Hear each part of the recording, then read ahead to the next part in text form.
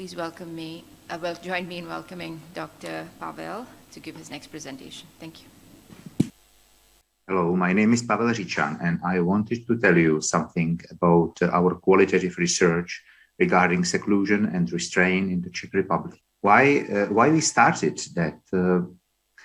I have to explain that my understanding of the narratives that are present in public space, there are two main lines. One line is that basically any seclusion and restraints is absolutely unacceptable and that it should be stopped immediately.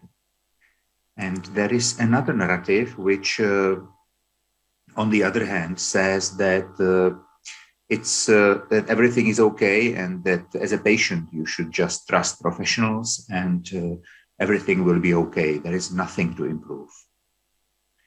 Well, what inspired us were two people that we met, and it was crucial. It was very important for us to start. And it was David Crompton and Sarah Hraje, who in their countries are well known for doing a lot of work to reduce using of seclusion and restraint measures. And it came to us that if we talk about recovery, it's really important to look at the using of force and to do all we can to avoid seclusion and restraint and to make the care better. What we did, we started a qualitative research which was financed by the Ministry of Health of Czech Republic. We had a research team and also we had a consultation expert group, and it was very important for us to have experts by experience on the board. We had two main questions. One is how the seclusion and restraint is happening, how it comes that people are secluded. And the other question is what are the views present? What people who use services think about it, how they understand. And on the other hand, what is the view of staff? How the people who actually practice seclusion and restraint, how they experience it? And we did visits in 3 closed wards. We did more than 40 interviews with people that we met there. And then we met a thematic analysis on the data. What we have found?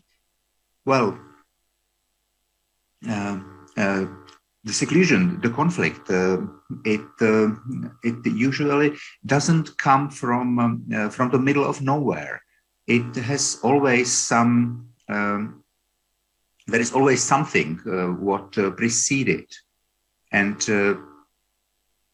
when people are coming or are brought to the ward, there is usually already some conflict happening.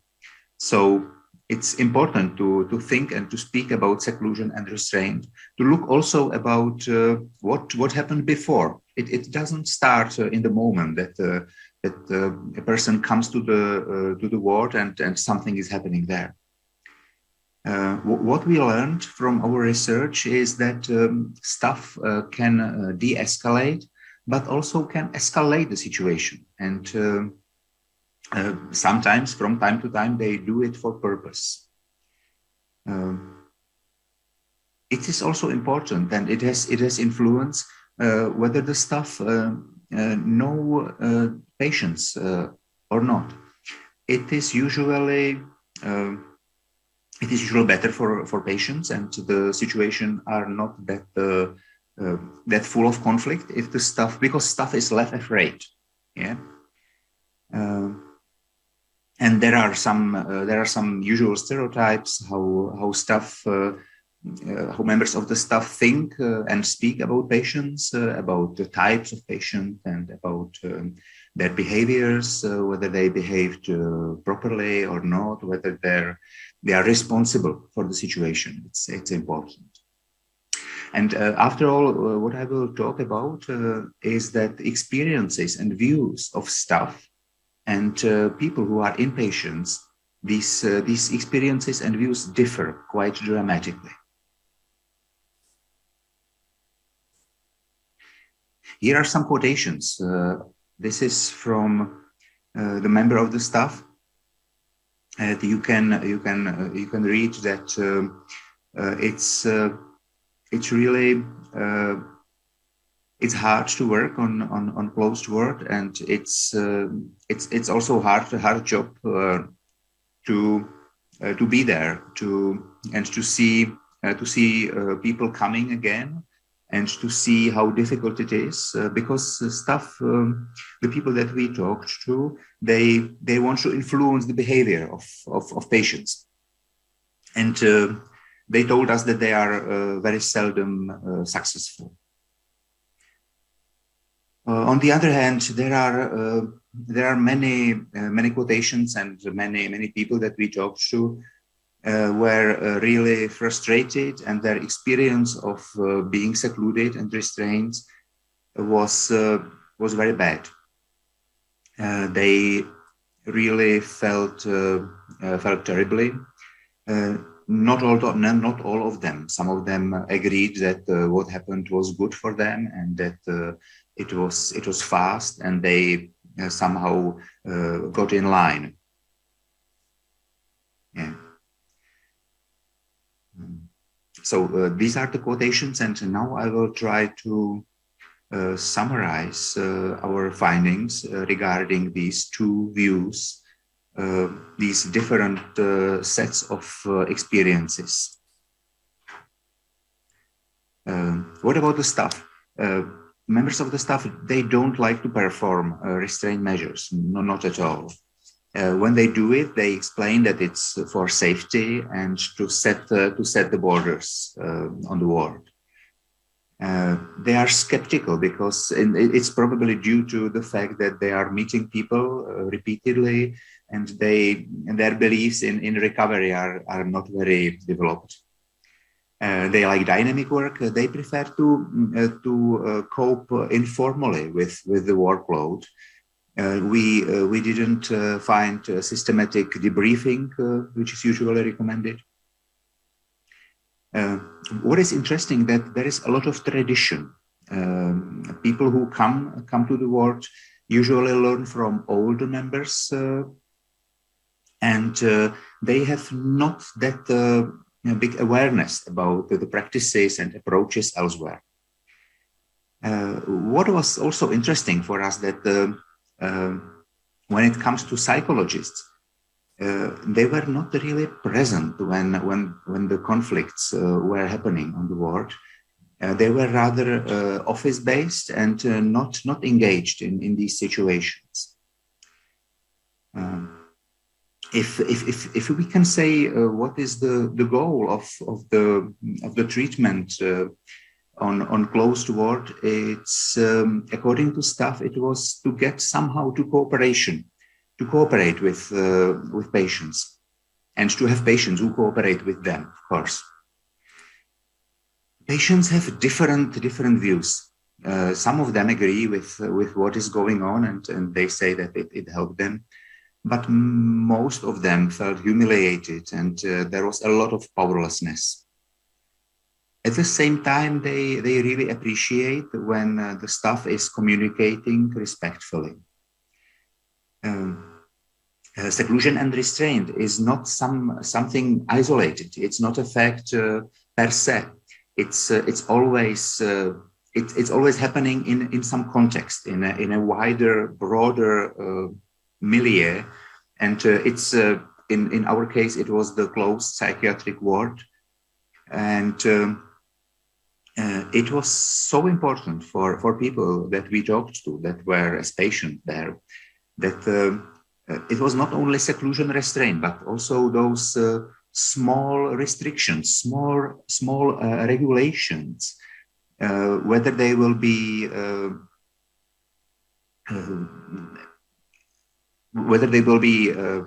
allowed to go out to smoke, whether they will be in touch with people outside the ward.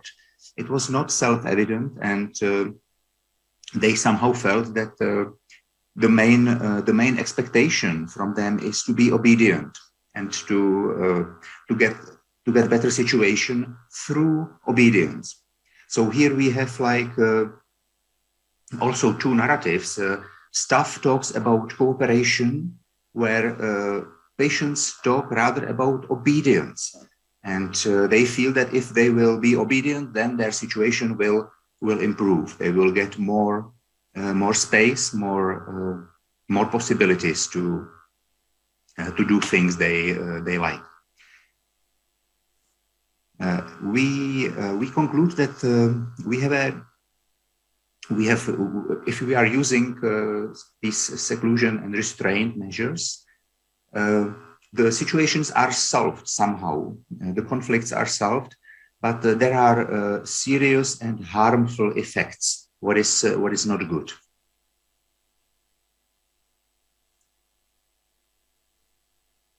Our findings are not absolutely special. It's when you go through literature, you will find similar results.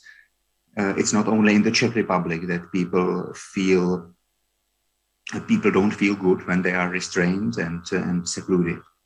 What we think is rather specific, that in the Czech Republic there is a lack of expertise and knowledge on the side of staff about all the possibilities, all the wide range of possibilities, what you can do to prevent conflicts and how you can de-escalate. This seems to be really like a huge space for improvements.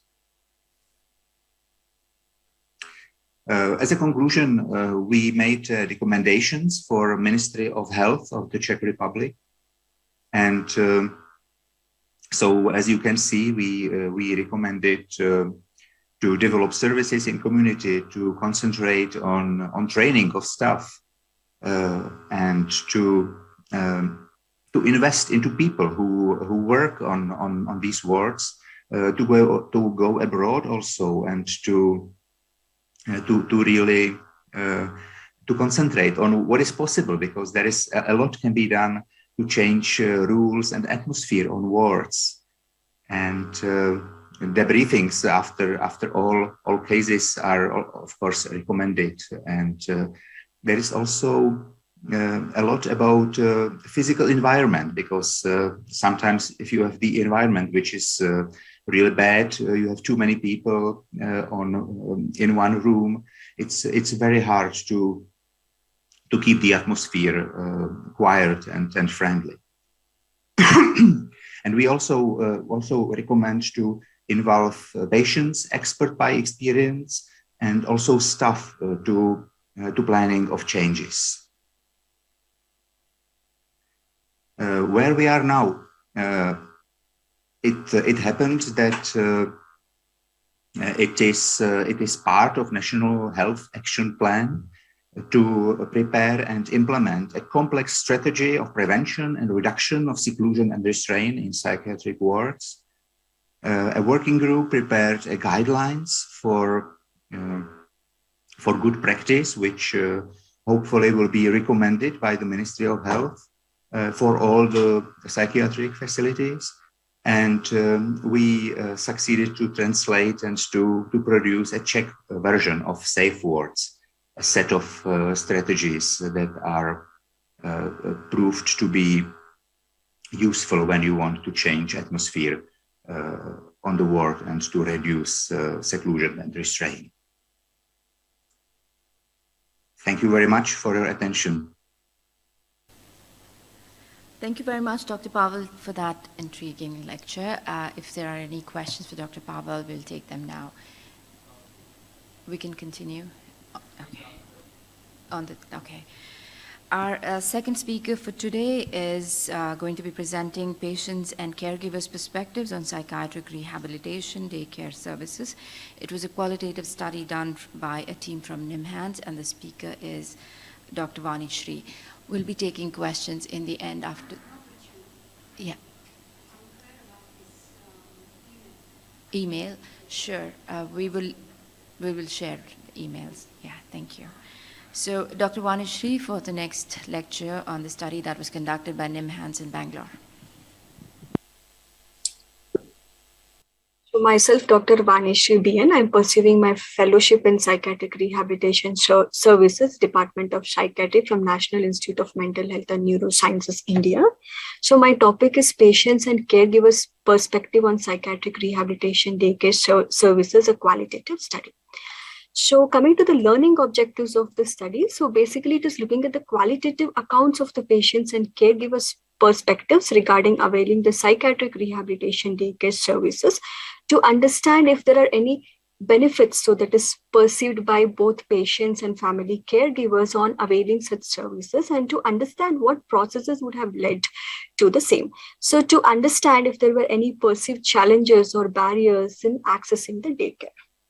So coming to the background or introduction, so Mental Health Care Act, it does emphasizes that the rehabilitation is a part of the routine mental health care, and the appropriate government should always emphasize or support a less restrictive community-based establishments. So psychiatric rehabilitation daycare centers are the ones that offer a meaningful engagement and avenue for socialization. So only a few DCCs are operational to best of our knowledge in India, and user perspective who are availing such services is not studied so well in a systematic manner. So PRS, so that is Psychiatric Rehabilitation Services, our daycare center in NIMHANS, so that is operational for the past few decades, as we found it as a suitable place for conducting research to find answers from users' perspective in this regard. So it is a qualitative cross-sectional study by conducting an in-depth interviews with the study participants. So sample size is 10, so that is 5 patient and 1 family caregiver per patient. So that accounts to 5 family caregivers. So sampling was done in a way that the participants who consented for the study were recruited by purposive sampling. As per the inclusion criteria, a list was prepared in discussion with the nursing staff at PRS, with the people who were told by them or seen by their perspective as regular were taken into the study. They were approached for their willingness to participate in the study in a serial manner. So the inclusion criteria includes the patient between the age group of 18 to 60 years with adequate verbal communication skills, and the patients who had availed PRS daycare services for at least 6 months before the COVID-19 lockdown, so that is March 2020, and who continued to avail services at the time of the study. So patients with any mental illness diagnosis without comorbid IDD, patients with mild intellectual disability with or without comorbid mental illness, 1 family caregiver who is willing to consent for the study were taken into the study. And exclusion criteria includes patients with moderate, severe, and profound IDD were excluded. So tools was a semi-structured questionnaire for collecting a clinical and socio-demographic details, open-ended questions using the interview guide and probes. So these probes were containing, after its expert validation for the content, were used to collect the information regarding the study. And the study procedure was, it was an in-depth interview. So that was carried out with the patients and their caregivers. So during the COVID, so they were given an option of whether it was in-person, audio or video call. So however, the mode of interview, date, time was chosen at their convenience. The study duration was 6 months. They were shared with the participants' information sheet via mail with a consent, and standardized electronic form was shared as well to confirm their participation. Statistical analysis was a descriptive statistics for use for quantitative data, and the content analysis was done for emerging themes and sub-themes using the narrative approach. So coming to the results, it's tabulated over here regarding the socio-demographic details of patients and family caregivers. So day warders are patients. The mean age was 37.6, and majority of them were between 30 to 40 years. So that is 2, and sex males were 3. And the qualification till 10th standard were 3 of them. Family caregivers, the mean age was 62, and 60 to 70 years were 2 of them. And majority of them in the caregivers were female. They were 4, and relationship with the patient, most of them were parents. So that is accounts to 3 of them. So diagnosis, pure mild intellectual disability were 2, and pure mental illness were 2, and mild intellectual disability with mental illness was 1. And the distance, most of them were in the radius of 10 to 15 kilometers, so that is 3 of them. And mode of access, most of them used a public transport, and the duration was between 2 to 5 years for most of them, so that is for 3 of them. So benefits perceived by the patients and caregivers is being tabulated over here. So it is being tabulated into 3 columns. So whether or not it is narrated by the day boarders, it is narrated by the family caregivers as well, or it is by both.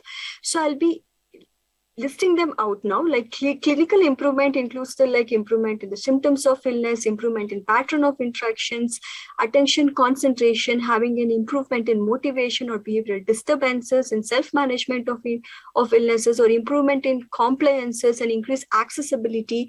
So these were the benefits. And having a structure to the day or meaningful activity or socialization, making more friends, having freedom at daycare and their regularity, and ADL and IADL in terms of doing household chores or independent in transport or financially handling the money. So these were the improvements with the caregivers had seen, and also the patients.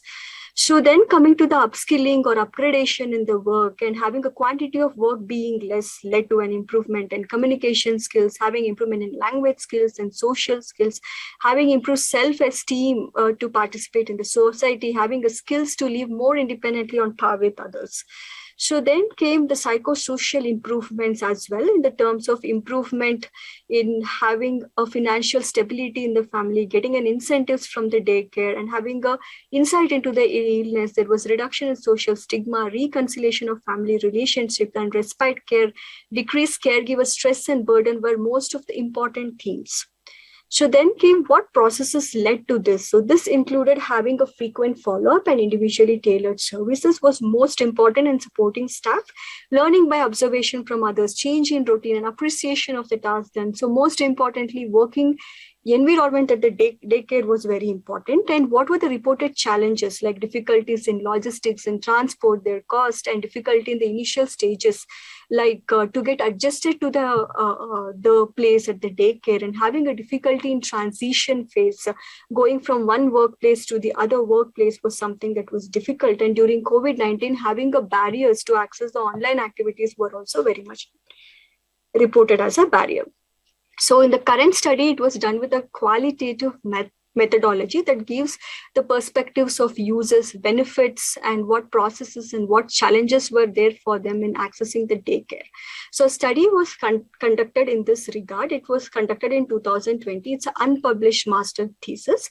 So that was done in a perspective of mental health professional staffs. So it was more also like an observed benefits. Even they reported the same benefits in terms of the symptoms, behavior improvement, being more functional, so decrease in the stress and burden. So this is in line with the user's perspective as well. And then coming to the processes that contributed to this change was not studied from the staff perspective. And challenges, however, remain the same in terms of logistic supports and COVID-19 in that study from the staff perspective as well.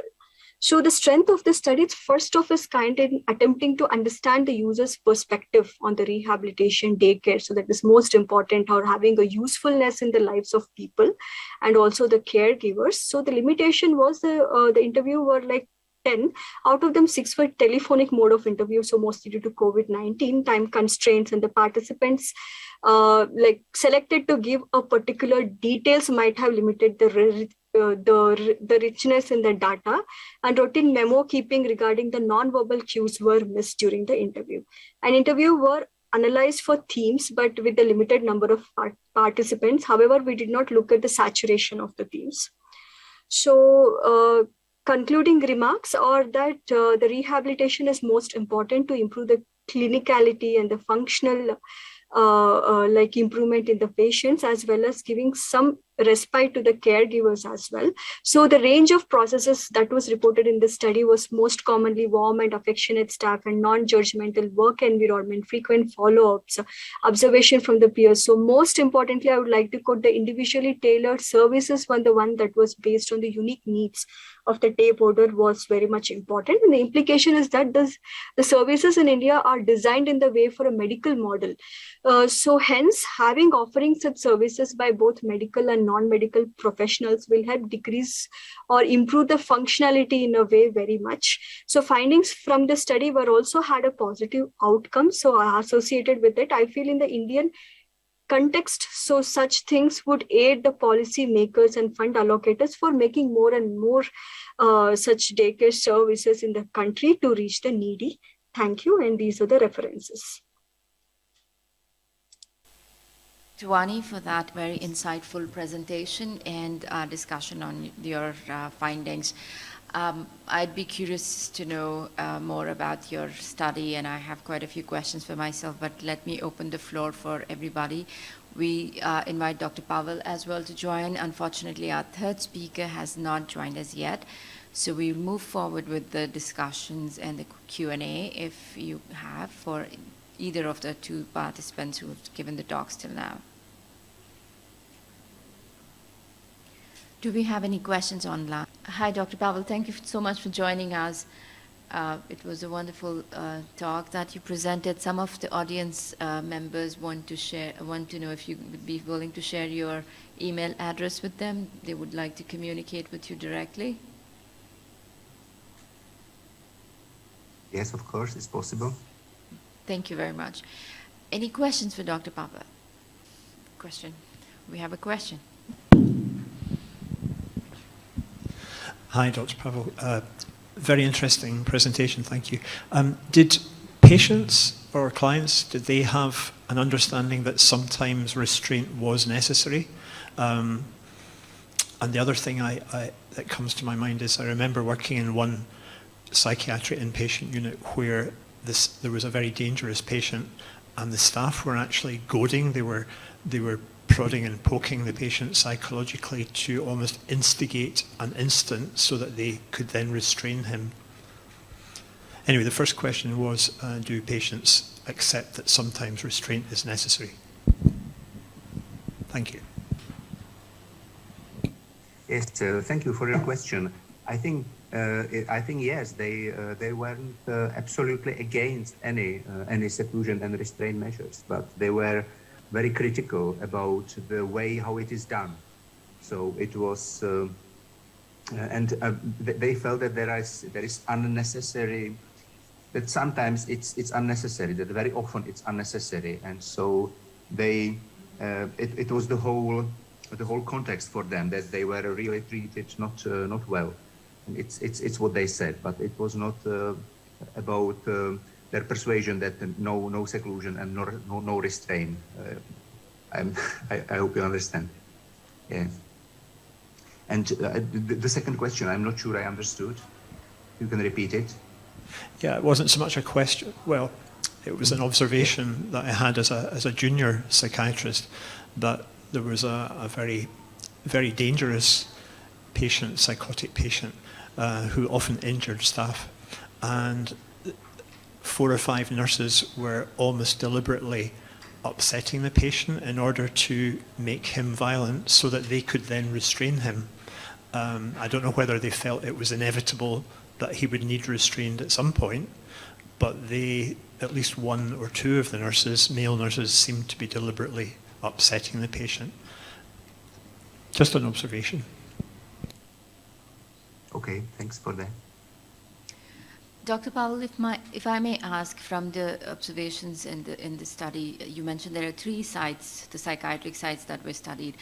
Was there an age group or a particular subspecialty that was more predisposed to restraints as compared to the others? Or even diagnoses-wise, was a particular diagnosis in an age group and on a subspecialty floor that was more predisposed to increased use of restraints?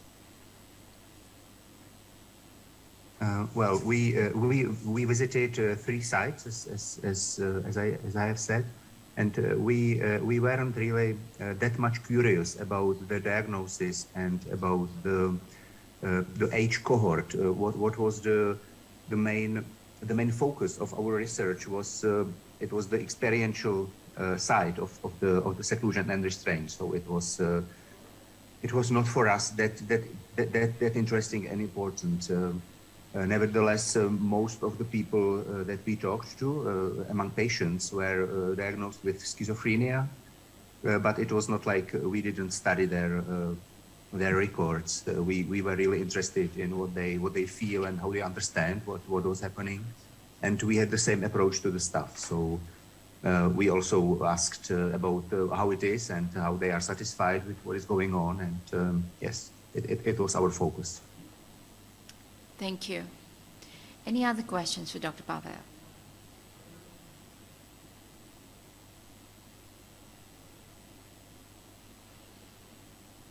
Do we have the next speaker joining?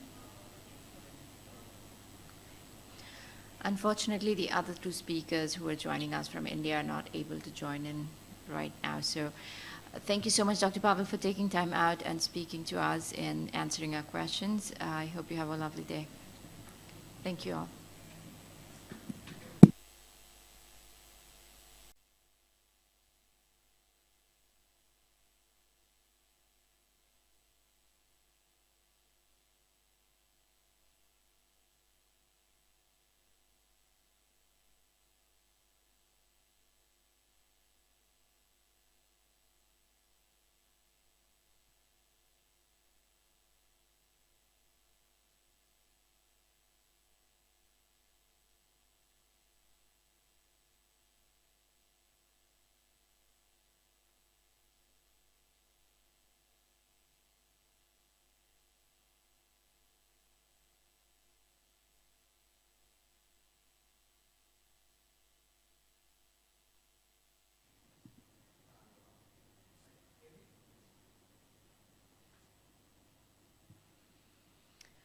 We have Dr. Vani joining us from India now. Can you hear us, Dr. Vani? Yes, I can hear you. Yeah, thank you for that talk. It was very interesting and intriguing to see the findings you guys had in India with that. Before I take any questions, do we have any questions online? No questions online. Any questions in person? I had a few questions of my own, if you don't mind. My name is Dr. Nahida. I'm a consultant psychiatrist, and day programs or partial hospitalization programs is something that I'm very interested in.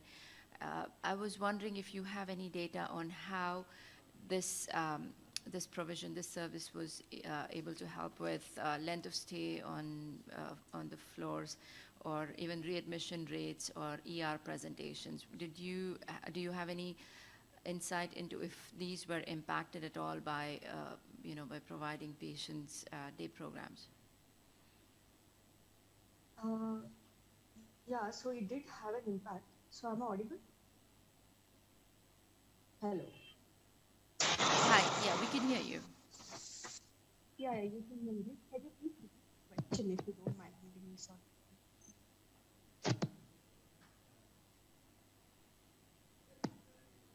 Hello.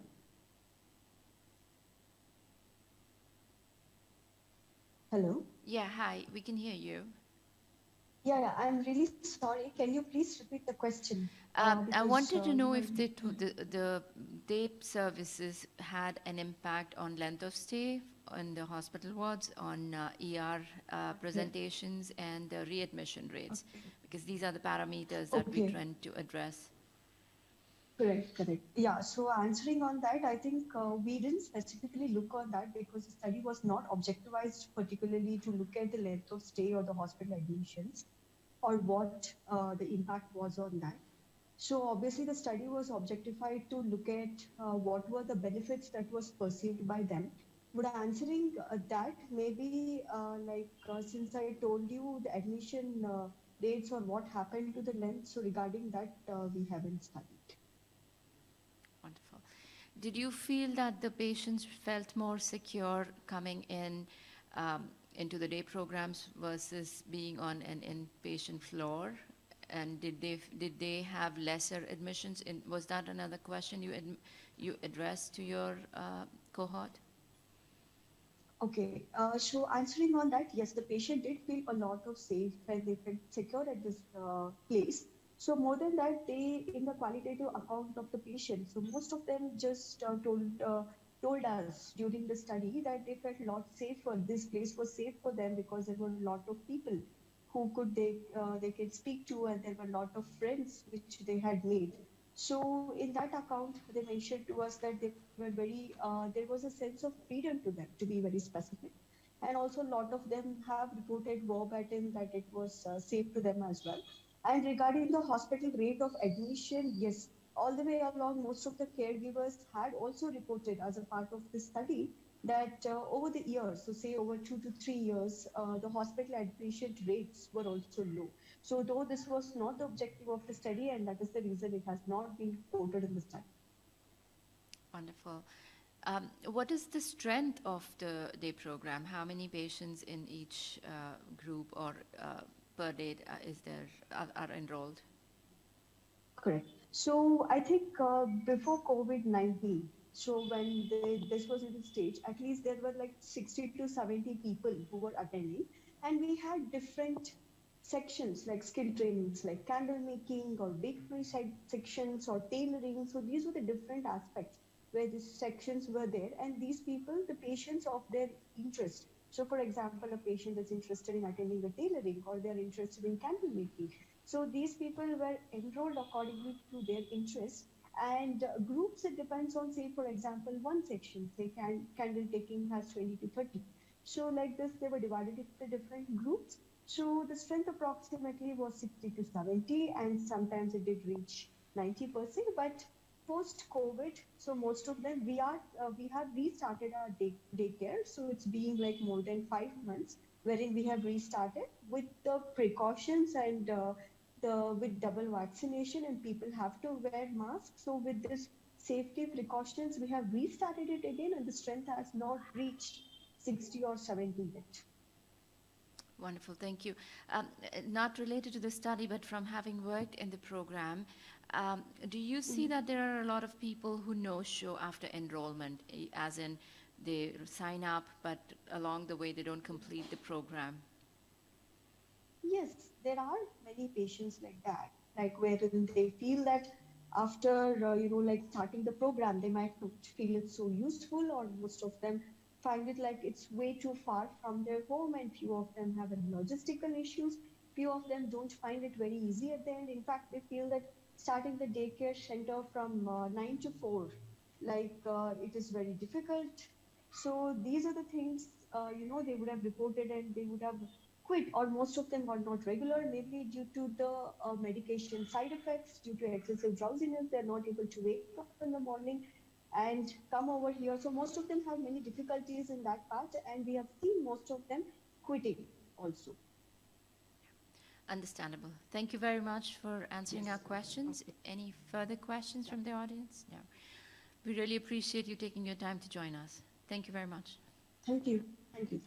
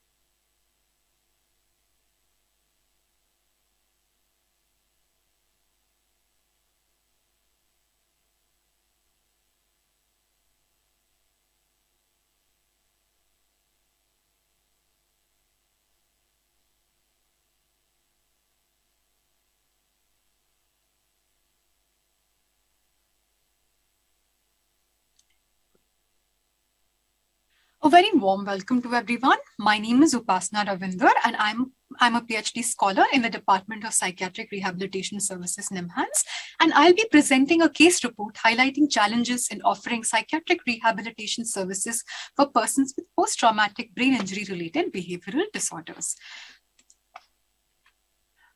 Just a disclosure that there's no conflict of interest involved between any of the authors, and proper consent has been taken from the patient. Some learning objectives include to identify the challenges in a person with traumatic brain injury with personality changes and self-harm through persistent efforts at rehabilitation, to describe approaches and attempts at psychosocial rehabilitation, to discuss further evidence-based options in the context of such patients. So in terms of socio-demographic details, the patient is a 38-year-old male with a master's in very large-scale integration course. He's Hindu from a middle socioeconomic status from Gujarat, and he's currently residing in Bangalore.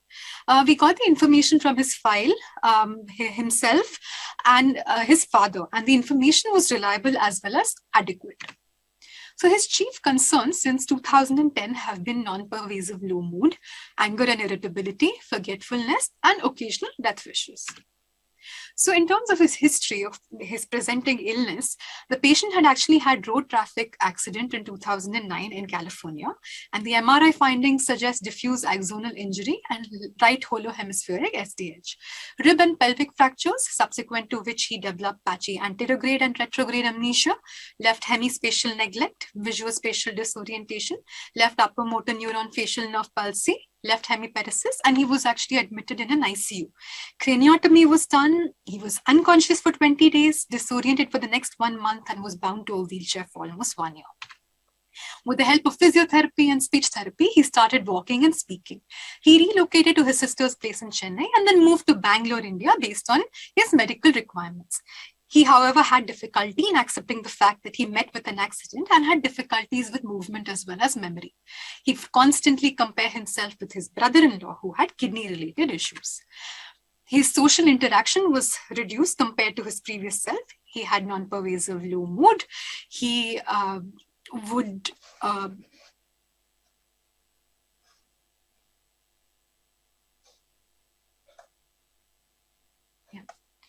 He had non-pervasive low mood. He would report occasional hopelessness about future, anger outbursts whenever the family members would pressurize him to go out or engage himself in various activities.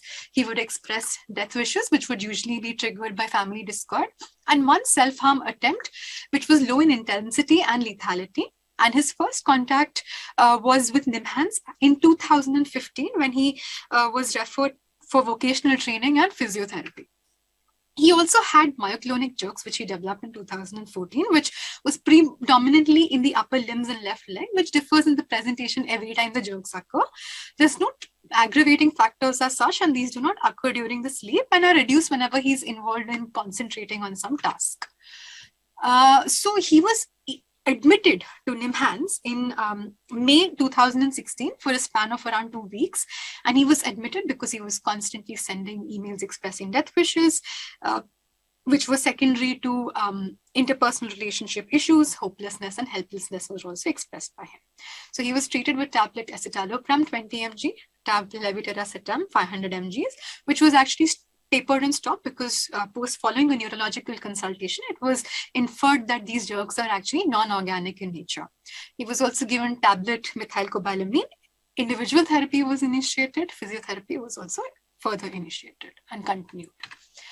After he was discharged, in terms of the interval, he did not continue physiotherapy and individual therapy, but he was on regular medications, though he would spend most of his time at home and he would be unemployed and he wouldn't do much work. He had posted his resume on multiple sites in the hope of finding a job, which was not fruitful. He had persistent IPR issues. He had the myoclonic jerks, which did continue, but they did occasionally reduce in frequency post-homeopathic treatment, but then they aggravated again for unknown reasons. He was referred to the psychiatric rehabilitation services for rehab inputs, and he had enrolled himself in the computer section, keeping that in mind, and was also attending the library section. So his second time, he was admitted between 6th August 2016 and 30th September 2016. And he was again admitted in view of rehabilitation, family discord, and passive death wishes. He was given tablet valproate at that time, 500 mg, which went up to 1 gram, tablet escitalopram, clonazepam. He was given isabgol husk. Individual therapy was initiated again and continued, cognitive remediation, family therapy, physiotherapy, as well as vocational rehabilitation. He would, even after discharge, he would send frequent emails with threats of self-harm. As per the father, they're fleeting in nature and triggered by altercations. And he would mail all the consultants, residence departments at NIMHANS, expressing his issues and death wishes. So this is an example. There are also significant what after me issues present because he's currently living with his elder sister, parents, and brother-in-law. And his sister, though she supports him financially, she's completely burnt out. And patient also thinks that she hates him. And parents usually resolve their issues and mediate, but now they're concerned that once they are gone, what's going to happen? In terms of his vocational history, he's tried multiple jobs between 2017 and 2020, where he has attended training of BPO jobs, but could not pursue beyond that due to altercations with a tutor. He did attend an NGO-based service called Seva in Action, wherein he taught disabled children, and that is something he really liked. So this is just a summary of his treatment history. In terms of family history, he's second born of a non-consanguineous marriage. He has 2 sisters and he's currently living with his elder sister and her family. His parents are in their 70s and there are significant interpersonal relationship issues with his sister and brother-in-law. Pre-morbidly, he was well adjusted, though as per the family members, he would have grandiose beliefs about himself and his abilities. On his current mental status examination, we found circumduction gait on the left lower limb, jerks in the upper limbs and left lower limb, reactive affect, hopelessness, helplessness, and occasional death wishes, impaired attention and concentration, though he had intact judgment and insight. So his diagnosis finally was post-TBI sequelae, organic amnestic syndrome, organic personality disorder, dysthymia, left upper motor neuron facial nerve palsy, and left hemiparesis. He's currently on tablet escitalopram and clonazepam. So before starting with what's happened since the past 1 year, I'd just like to summarize what happened between 2016 and 2020 from a psychosocial standpoint. So cognitive remediation had been initiated around 2016 with around 20 sessions which happened focusing on verbal memory and learning, visual memory and learning, sustained attention. And his mother was engaged as a co-therapist there and he was given a lot of workbooks. But though improvements in verbal memory were noted as per the client, the patient did not continue this because of boredom, lack of motivation, lack of interest, perceived mundaneness of the activities, and low mood. Even though softwares were recommended to make things more interesting, he did not continue with them. Individual therapy was initiated and he was seen intermittently by various therapists since 2016. He was psychoeducated, there was goal setting, understanding of expectations, behavioral management, the explanation that death was an irreversible choice and that he should explore other options in his life, behavioral activation, activity scheduling, discussion of likes, dislikes, engagement in activities and hobbies, sleep hygiene was discussed, as well as employment-related options and rehabilitation options were discussed. Between 2017 and 19, it wasn't very clear as to what was done individually, but there were certain changes noted, such as improvement in his self-esteem, progress, though from an emotional perspective, was fluctuating, wherein some days he'd be maintaining well and other days he'd have a low mood and would express death wishes. And his engagement in activities would also keep varying, wherein he would start some tasks but would not be able to complete them. Family therapy was initiated in 2016, and the emphasis at that time was on effective communication skills, addressing parental over-involvement, role structuring, normalizing of his experiences, psychoeducation, understanding family dynamics, understanding life cycle of his aged parents, exploring life before and after the accident, how family members spent their time, exploring relationship with his sister to target inappropriate social remarks, and token economy and contingency management. Subsequently, the last few sessions were between October 2020 and November 2020, wherein the emphasis at that point was on better awareness in the client, to involve the brother-in-law during the sessions, to engage in behavioral management, to improve his assertiveness skills, to work on expressed emotions, caregiver burden, sleep hygiene, and just better communication. And progress was seen in terms of the patient engaging more, though otherwise also he would remain silent during the sessions because he would feel that his sister is the one who's more dominant, though that did improve. So from an individual standpoint, certain gains we observed were that he was less irritable. He explored more options. He would listen without reacting. There was a reduction in frequency of emails occasionally. He had more activities in his routine, and he would engage in activities without being told so. But the setbacks were problems in boundaries, challenges in accepting his present situation, poor generalization of whatever was learned during the sessions to his actual setting, COVID-related issues, and overlaps in session content and frequent history taking sessions due to frequent changes in the therapists. From a cognitive perspective, there was some improvement in his memory, but he would not be consistent in engaging in these activities, and he would be frequently bored and reach threshold. From a familial perspective, there was improvement in communication with parents and improvement in relationship with the father and mother, and a little more engagement in the sessions. But then he felt that family therapy was more for the family rather than himself. It means listening to what the family members said. There was a little inconsistency in the therapist, and family members were not as proactive to encourage him outside of the sessions. So what we did was we collated expectations from a cognitive, familial, functional, psychological perspective from the client, as well as his family members. And overall, we found that the common expectations were that he be better engaged vocationally, he be more active and engage in day-to-day tasks, be less irritable, for him to be more independent, and to overcome his hopelessness. So keeping these in mind, we formulated certain broad goals for the client. From a cognitive perspective, we wanted to work on his sustained attention, memory, visual, spatial skills, verbal and visual learning, and mental speed. From a familial perspective, we wanted to work towards psychoeducation, working on boundaries, caregiver burden, communication, expressed emotions, etc. From a functional perspective, we wanted him to be more engaged, complete tasks, be reintegrated from a vocational perspective, and also be able to address the what after me issues. From a psychological perspective, we wanted that he overcome hopelessness, irritability and anger, accept his present situation and limitations, overcome his learned helplessness, improve his self-esteem, improve his assertiveness, coping, and also express his emotions properly.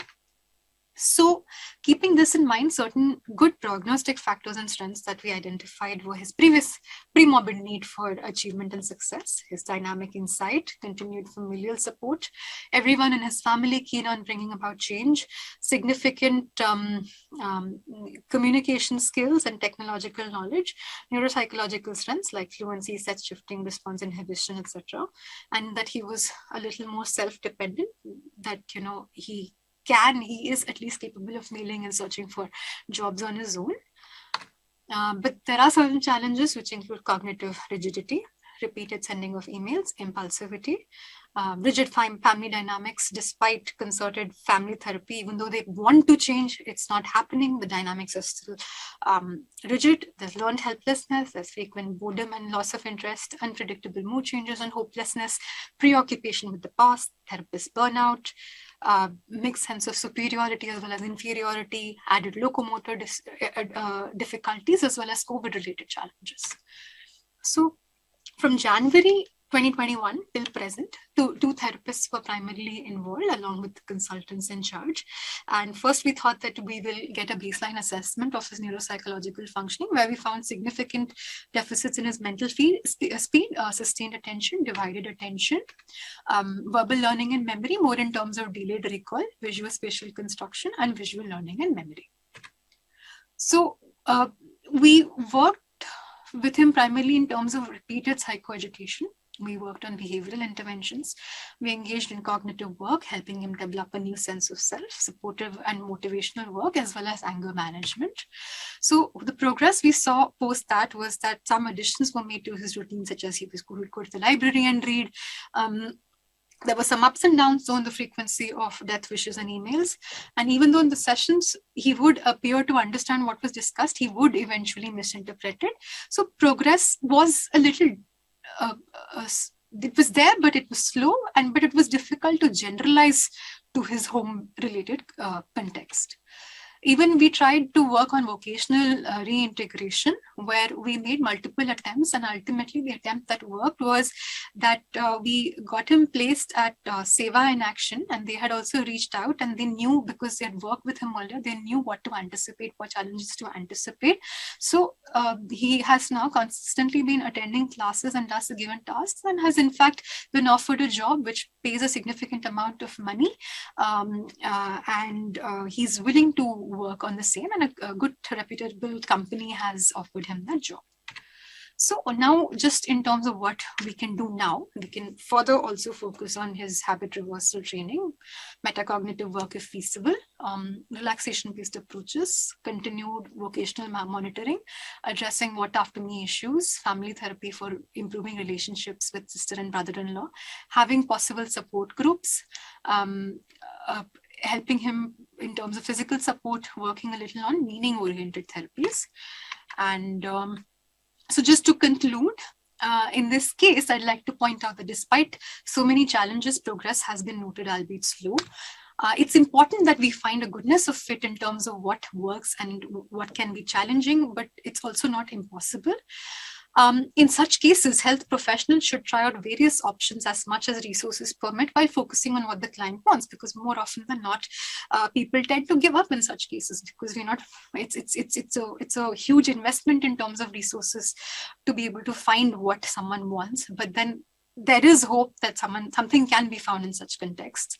Identifying varied causes of self-harm and death wishes is also important, so that can also be adequately addressed.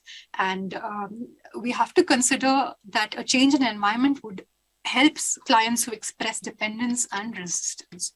So that's all from my end. Thank you. These are my references.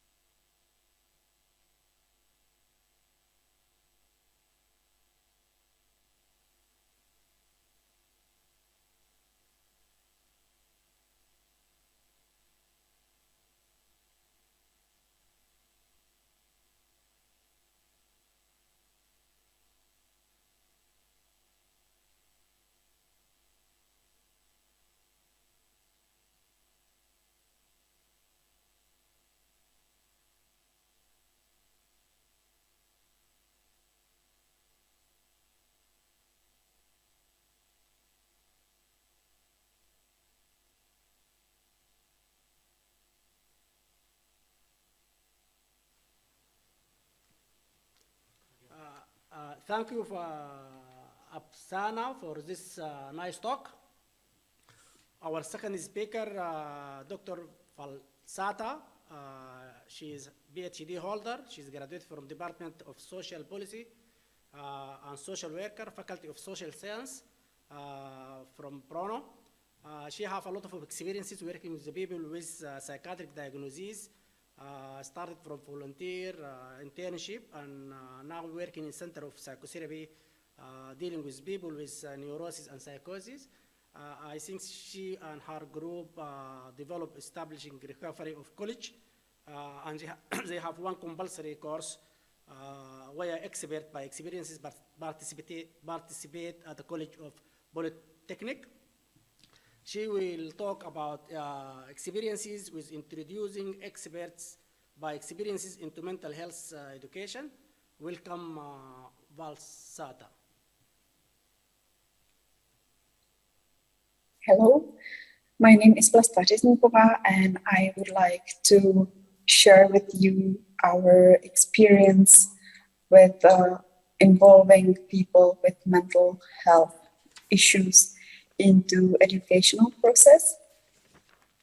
How does it start? In Czech Republic, the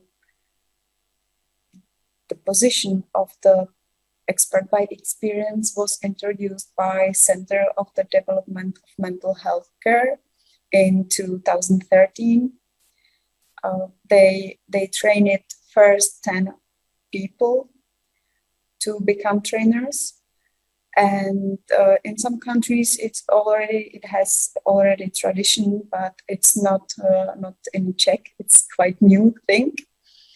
From 2017, we have experts by experience here in our college, and we have them in a compulsory course. And who is it? Who is the expert? It's a peer trainer is an expert with his own experience with mental health issues, and he is strong enough to be able to share it, to talk about it with the students. He has to have trainer's course. Without the course, it can't become a trainer or expert by experience. And the training is about the work with his story to make it possible that it's not hurting for the person. And they prepare how to react on some hard questions from the students, how to work with the group of the students. And they have to learn a lot, they have to read a lot, because they are also experts with some theoretical background. So the experience is not the only thing what makes the person a peer trainer. We did a research because we thought that it's really impressive how this type of education can change the attitudes of the students, and we wanted to catch it, to show it to others. And we did focus groups before and after the teaching, the course. And we did it 3 times in the spring semester when the students got the compulsory course. And the students, they are around 21 years old. And we asked them the same questions. First, before and after the teaching. Before teaching and after, we asked them how they would describe the person with some psychiatric diagnosis. And after, we asked them how they think they could help as a professionals, as a mental health professionals to those people, and what they think it's important in helping process. And after, we asked them what are their expectations from the participation of the experts by experience in education. And in the end, we asked them how was it for them. So first, what would change and where we can see the chance is that the description in the beginning was more about the acute symptoms of the persons. And in the end, the students, they understood, most of them, they said it was surprising for them that the persons have acute symptoms just in some short time. It's just the episodic things for most of them. So that was quite new for the students. And the other thing was that in the beginning, students thought that hospitalization is the only thing, and to take the pills is the only thing that can help and can change something.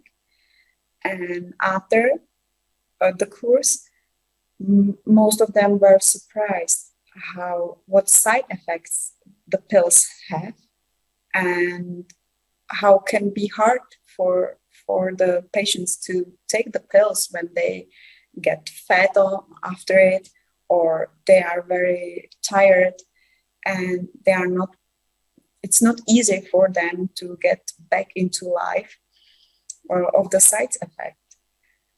So that was kind of new, and also they got some information how it could be managed, not just by hospitalization, that the people can go through the recovery process, and if they got, for example, enough psychotherapy and other services, it could happen that they don't need to be hospitalized. They don't need to get into the hospital. And healthcare professional can help also just by their presence. That was also new, because students thought that it's necessary to have some aims and to got them into the end, and that maybe sometimes it's enough just to be with the person, just to be silent together, and it could help also. And another thing was understanding of the role of peer support worker. Most of the students said that they can see them to be very important to talk with the families, what's going on, what's happening, because they have their own experience, and it's very useful. And also they were prepared to be a team with a peer support worker. Another thing was to think critically. It was very important especially when you watch TV or got the news and they talk about people with mental illness and how they can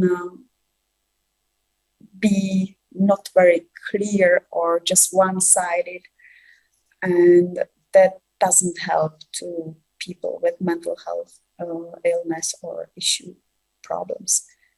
And the benefit arising from experience-based learning was that sometimes students start talking about their own problems in the mental health, sometimes about the family, that somebody from the family or a close person has some problems, and they thought that the experts by experience are some kind of heroes or very strong people, because they could go through it and really live the recovery and show that it's possible to get back into track. So the conclusion is that I would warmly recommend you to have such courses, because they can really change attitudes towards people with mental health problems, and that we are, after this experience, we are going to offer even more courses, and we would like to share the courses to get them into the public. And the way how to do it is to establish Recovery College. And nowadays we have a project and we are working on it. And all I have said is written in the article where you can see the reference and you can find it. And if you have any question, please contact me and let me know if you like it or not, if I have to say something more. And hopefully see you. Goodbye and thank you. Okay, thank you, Valasta, for this nice talk. The third speaker, Diba Fellowship in Psychiatric Rehabilitation from National Institute of Mental Health, and Neuroscience, India. Her area of interest is psychiatric rehabilitation, and her talk will be regarding the usefulness of family pension transfer profession in addressing what after me. Welcome, Deepa. Myself, Deepa PS, pursuing fellowship in Psychiatric Rehabilitation Service in Department of Psychiatry in National Institute of Mental Health and Neuroscience, India. My topic, usefulness of family pension transfer provisions in addressing what after me concerns of government employees caring for persons with disabling mental disorders. The learning objectives. The objectives of the study to understand about what after me concern held by the family caregivers caring for person with mental disability, to discuss about family pension transfer, a specific provision intended for ensuring the financial protection of all dependents on employees working under Indian government establishment, to understand about the process involved in the applying family pension transfer. Family caregivers of persons with disabling mental disorders often present to rehabilitation professionals with the concerns of what after me, which is a multi-dimensional concern. A steady income for the disabled dependent after the lifetime of family caregiver is often described as an important component to address this concern. Government employees are eligible for lifetime pension after their retirement from the service, and the same would be continued to their dependent spouse and children. After the lifetime of retired employees, the family pension is offered to the dependent spouse for lifetime, and in the absence of dependent spouse, it would be offered to dependent children till they attain 25-year-old. As per the rules 54 of Central Civil Service, Rule 1972, in specific situations like when the retired employees has a disabled dependent children, family pension could be offered to eligible disabled dependents even after they attain the age of 25 years and up to their lifetime. Government employees has to submit their case to competent authority for facilitating this family pension transfer, and only after a lengthy and due process and verification it would be approved. A person with intellectual disability, mental illness, and autism spectrum disorders, if are dependent on government employees, potentially would be eligible for this family pension transfer for their lifetime. This specific provision could address the economic security for eligible disabled dependent, thereby addressing the major what after me concern. We wish to share an experiential account of few caregivers whom has approved this provision. Methods. Detailed and individual interviews with 4 family caregivers after obtaining their informed consent were done, and the interview schedule was prepared. Focus on the interview was to understand the knowledge of family caregivers about the specific provision. The result, all 4 family caregivers are currently receiving their post-retirement pension, while 3 family caregivers received their pension from armed force, 1 from public sector. All dependents were certified as having benchmark disabilities by competent medical board. Out of 4 persons with disabling mental disorders, 1 has disability due to schizophrenia, 2 has disability due to intellectual disability, and 1 has disability due to organic brain syndrome. All family caregivers reported that this process of family pension transfer as time-taking. Family caregivers received support from their colleagues, peers, and mental health professionals in the process of procuring this approval for family pension. This table is shows the already which what I explained. This table is showing the same. The result in the 4 cases, the main source of information to get the family caregiver is from the PRS NIMHANS, and 2 cases get the information from their concerned department. And the total time duration which it takes to complete the process is almost 1 to 3, but one person gets 20 years to complete this process. He explained the reason for this much delay. that lack of online facilities in the previous time, and in the person presence of the disabled child in the various office for certification, discrepancy among the officials' information delaying the process unnecessary. But the case number 4 shows they took the time of 1 year and 3 months, but he reported that there is no major barrier he faced, because he explained that he received the information and guidelines on proper time from the mental health professionals. Perspectives of caregivers on potential usefulness of this provision, especially the financial security. So some of the verbatim statements which is given by the family caregivers. In the beginning, it was very difficult. First of all, it was very difficult to convince the authority in getting the required certificate in the corrected format. This is the one of the challenge they faced. And some other verbatim. I feel it is a great help needed to the disabled dependent. It will help in take care of their financial requirements to meet their basic needs. It will give them more confidence in facing their future. It will also help them in getting due respect from their guardian.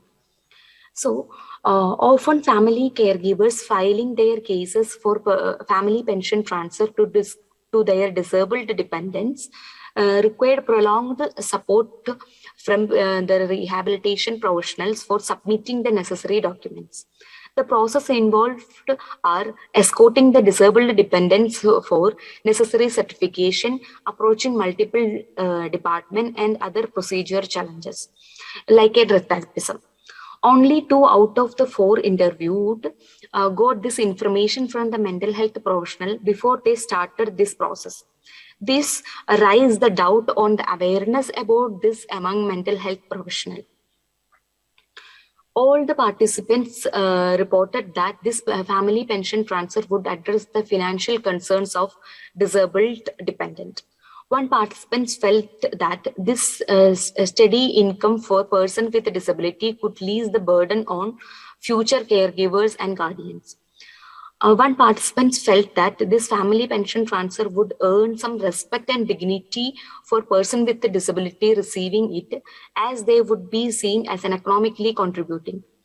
This provision and resulting monthly pension to eligible disabled dependents is described to improve the quality of life. One caregiver reported that less barriers has faced by him due to the timely information and guidance received. So in concluding my presentation, family pension transfer to disabled dependents of government employees offer a great scope for ensuring the economic security of persons with a disability with mental disorders. From this case series, we understand that this specific provision has been useful for addressing the financial safety among various other concerns of what after me. Excess time taken reported the bureaucratic challenges and lengthy process involved in the process of family pension transfer indicate that needed more user-friendly support system. Awareness among mental health professionals about providing specific information needed to be investigated further. So these are the reference, and thank you. Okay, thank you, Diba. Thank you for this nice talk from Diba. Our last speaker, Dr.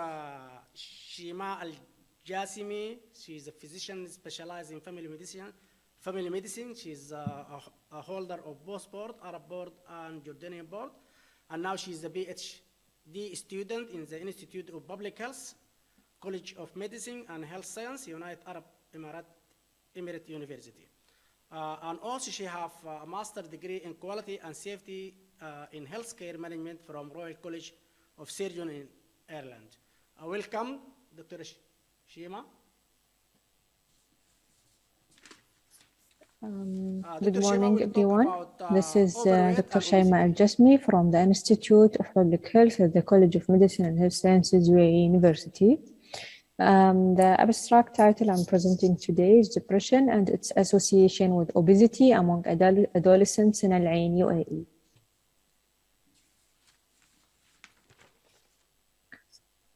So to start with the sampling frame and sample for the study in Al-Ain, UAE has a total schools of 111. A random sample was selected, including 8 schools. 1,630 students were selected, aged 12 to 18 years.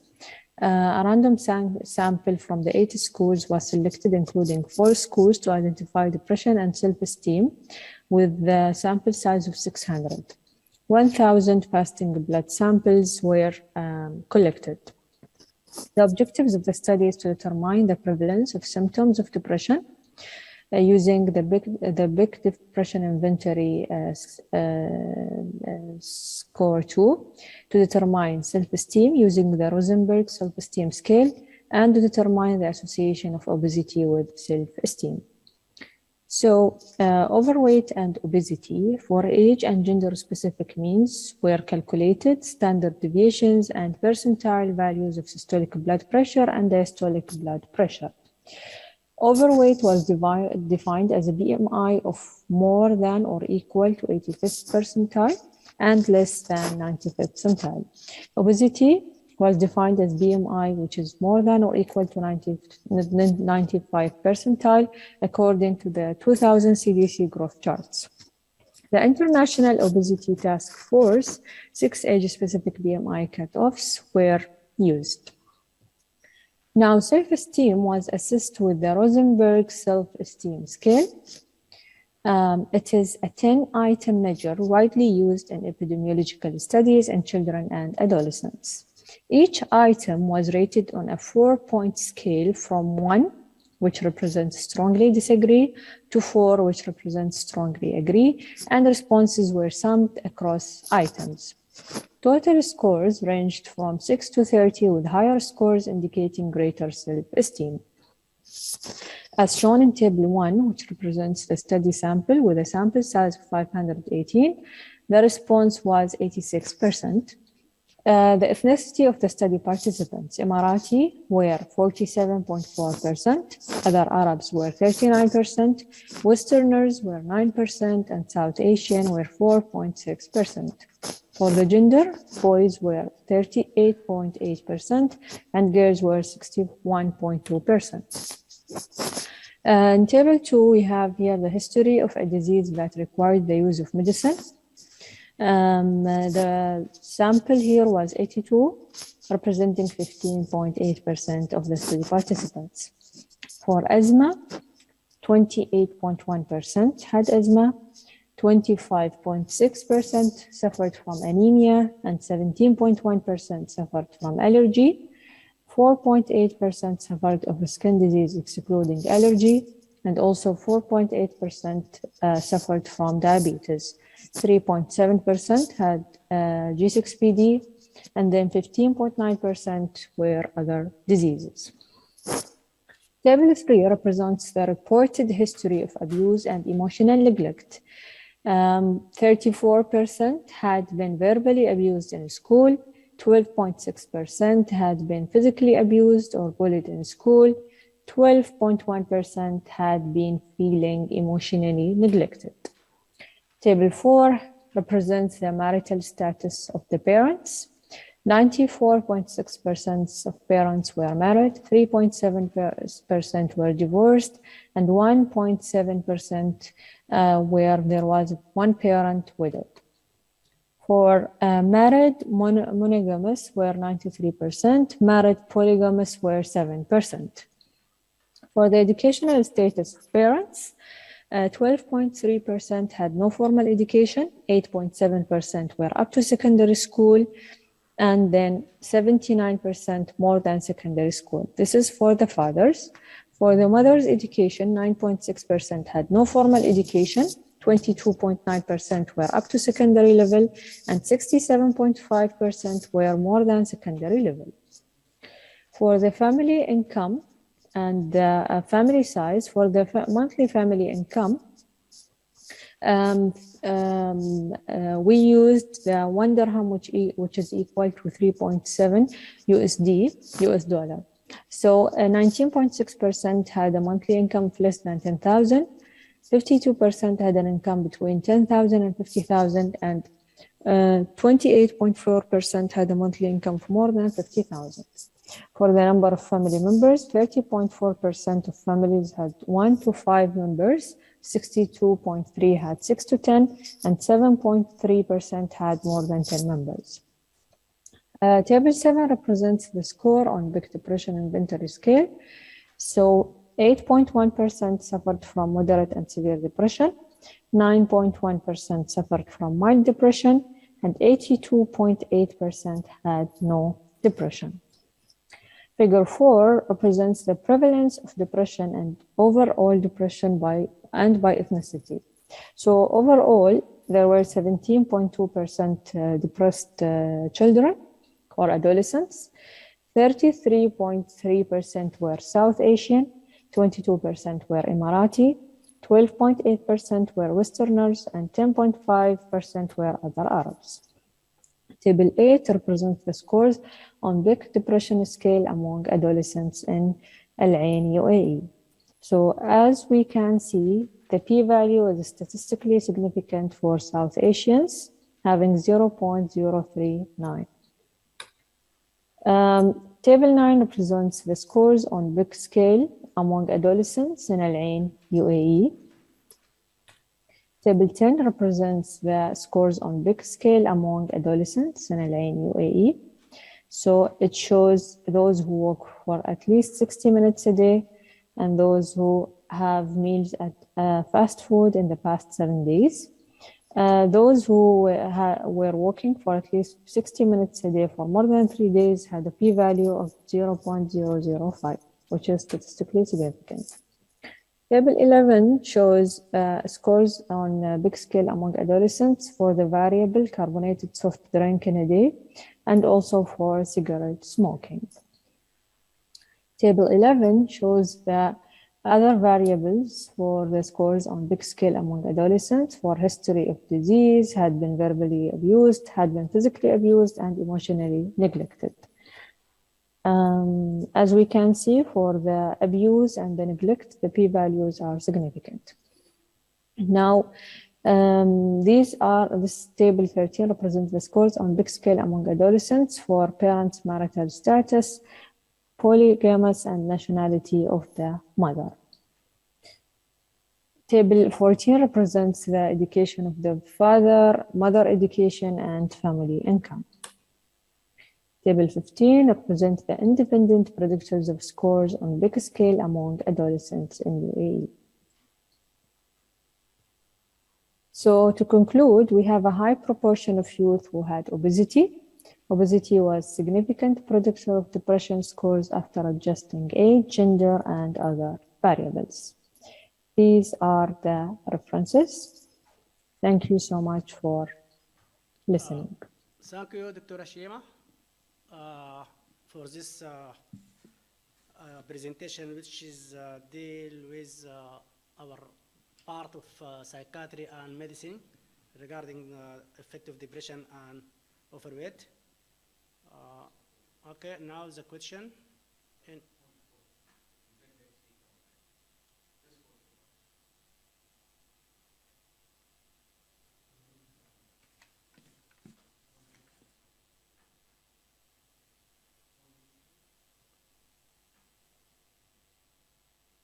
Any question?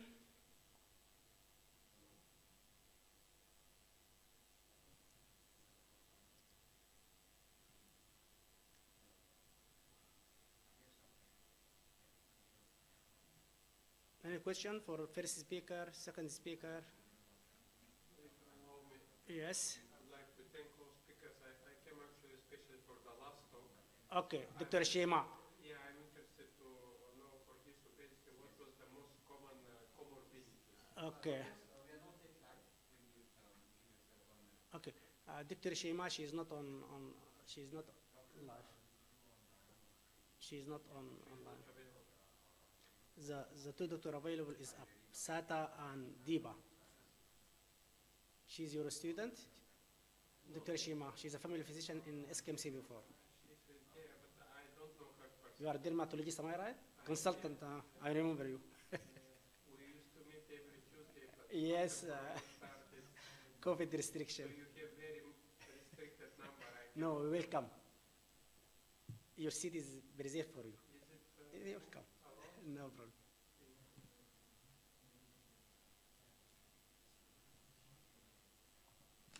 Mm-hmm.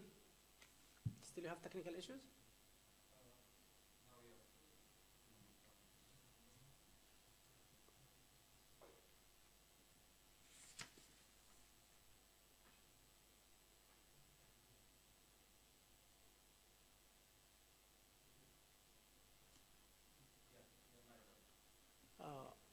Okay. Thank you, Dr. Shima. Now, question, comment? First speaker and third speaker, am I right? Apsana and Diba, they are available for any question, comment? Okay. If no questions, then I can ask Apsana. Are you hearing me?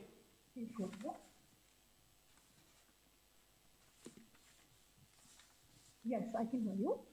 Okay. Regarding dealing with the disabled patient after brain trauma, how you engage family, and when there is a negative emotion from the family, how you handle, and are you able to train family member for de-escalations and management of their anger towards the patient? Right. So in this context, what we did for the family was, since one therapist could not take over the role of seeing each and every family member, what we did was we referred them to the family therapy unit within the same hospital.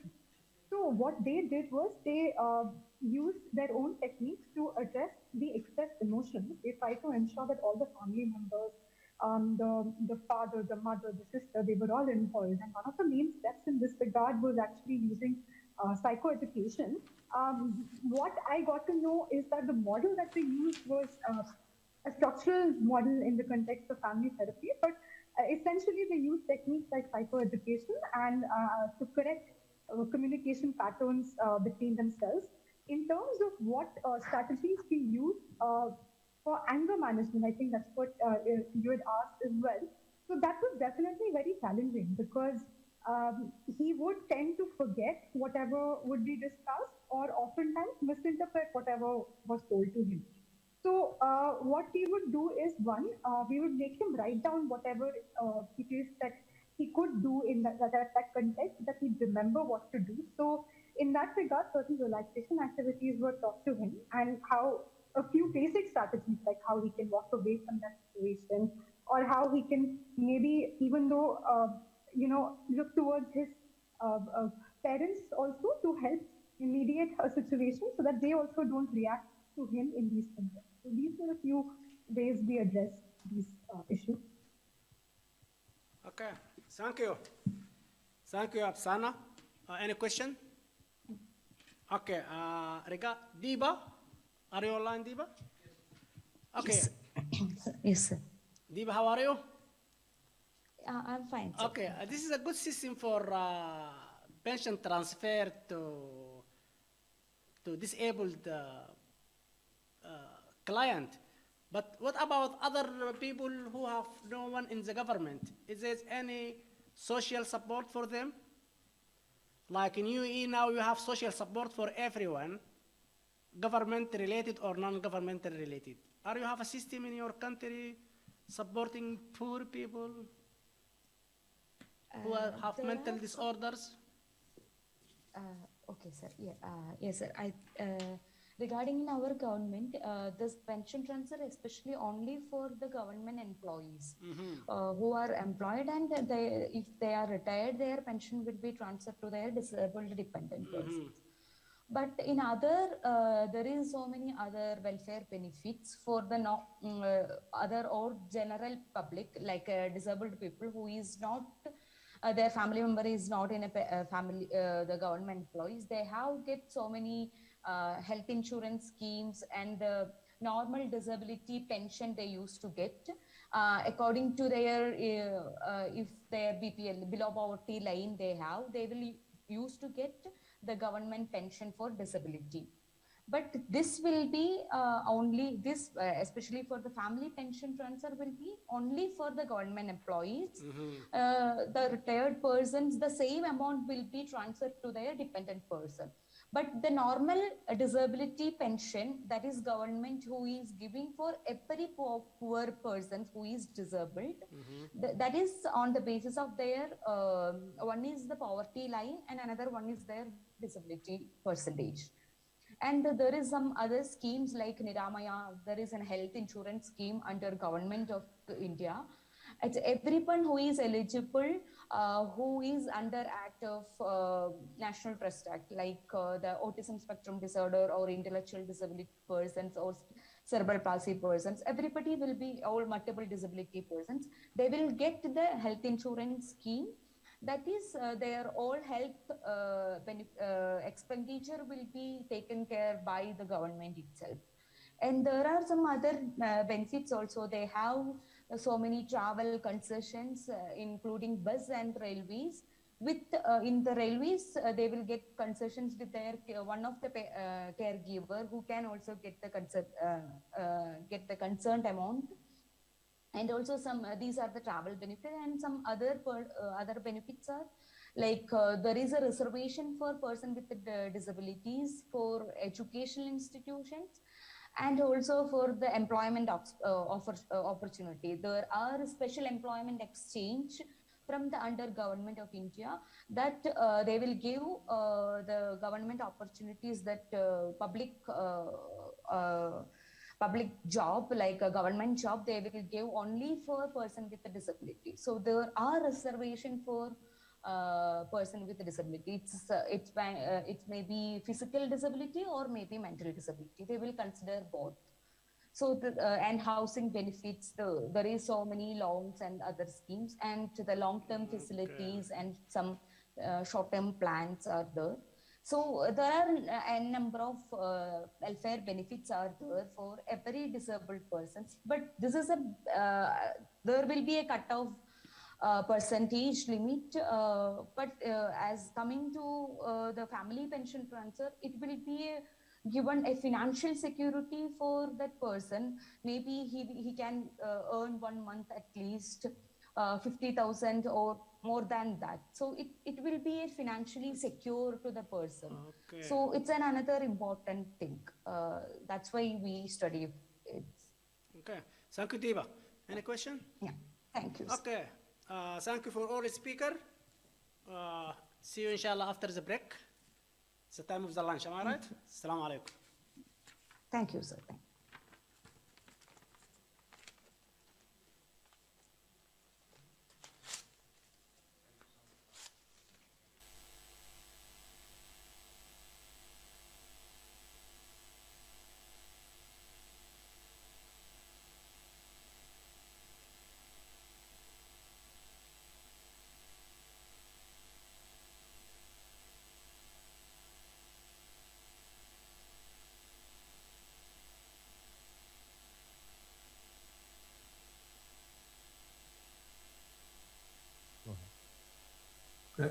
Welcome, colleagues. For this session, we have three sessions, three speakers. I will invite our first speaker, Dr. Filippo Rapisarda, and he's a clinical psychologist with expertise in clinical psychology and behavioral cognition, behavioral therapy. So the floor is yours, Dr. Filippo. Okay. Can I?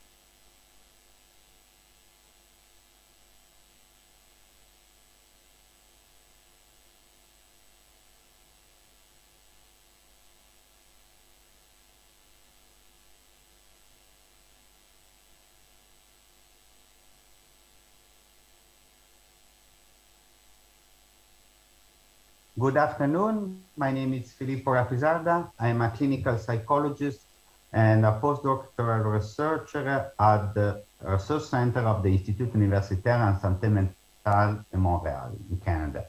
Today, I will present you some preliminary findings of an online outcome evaluation of an online-based recovery college in Montreal.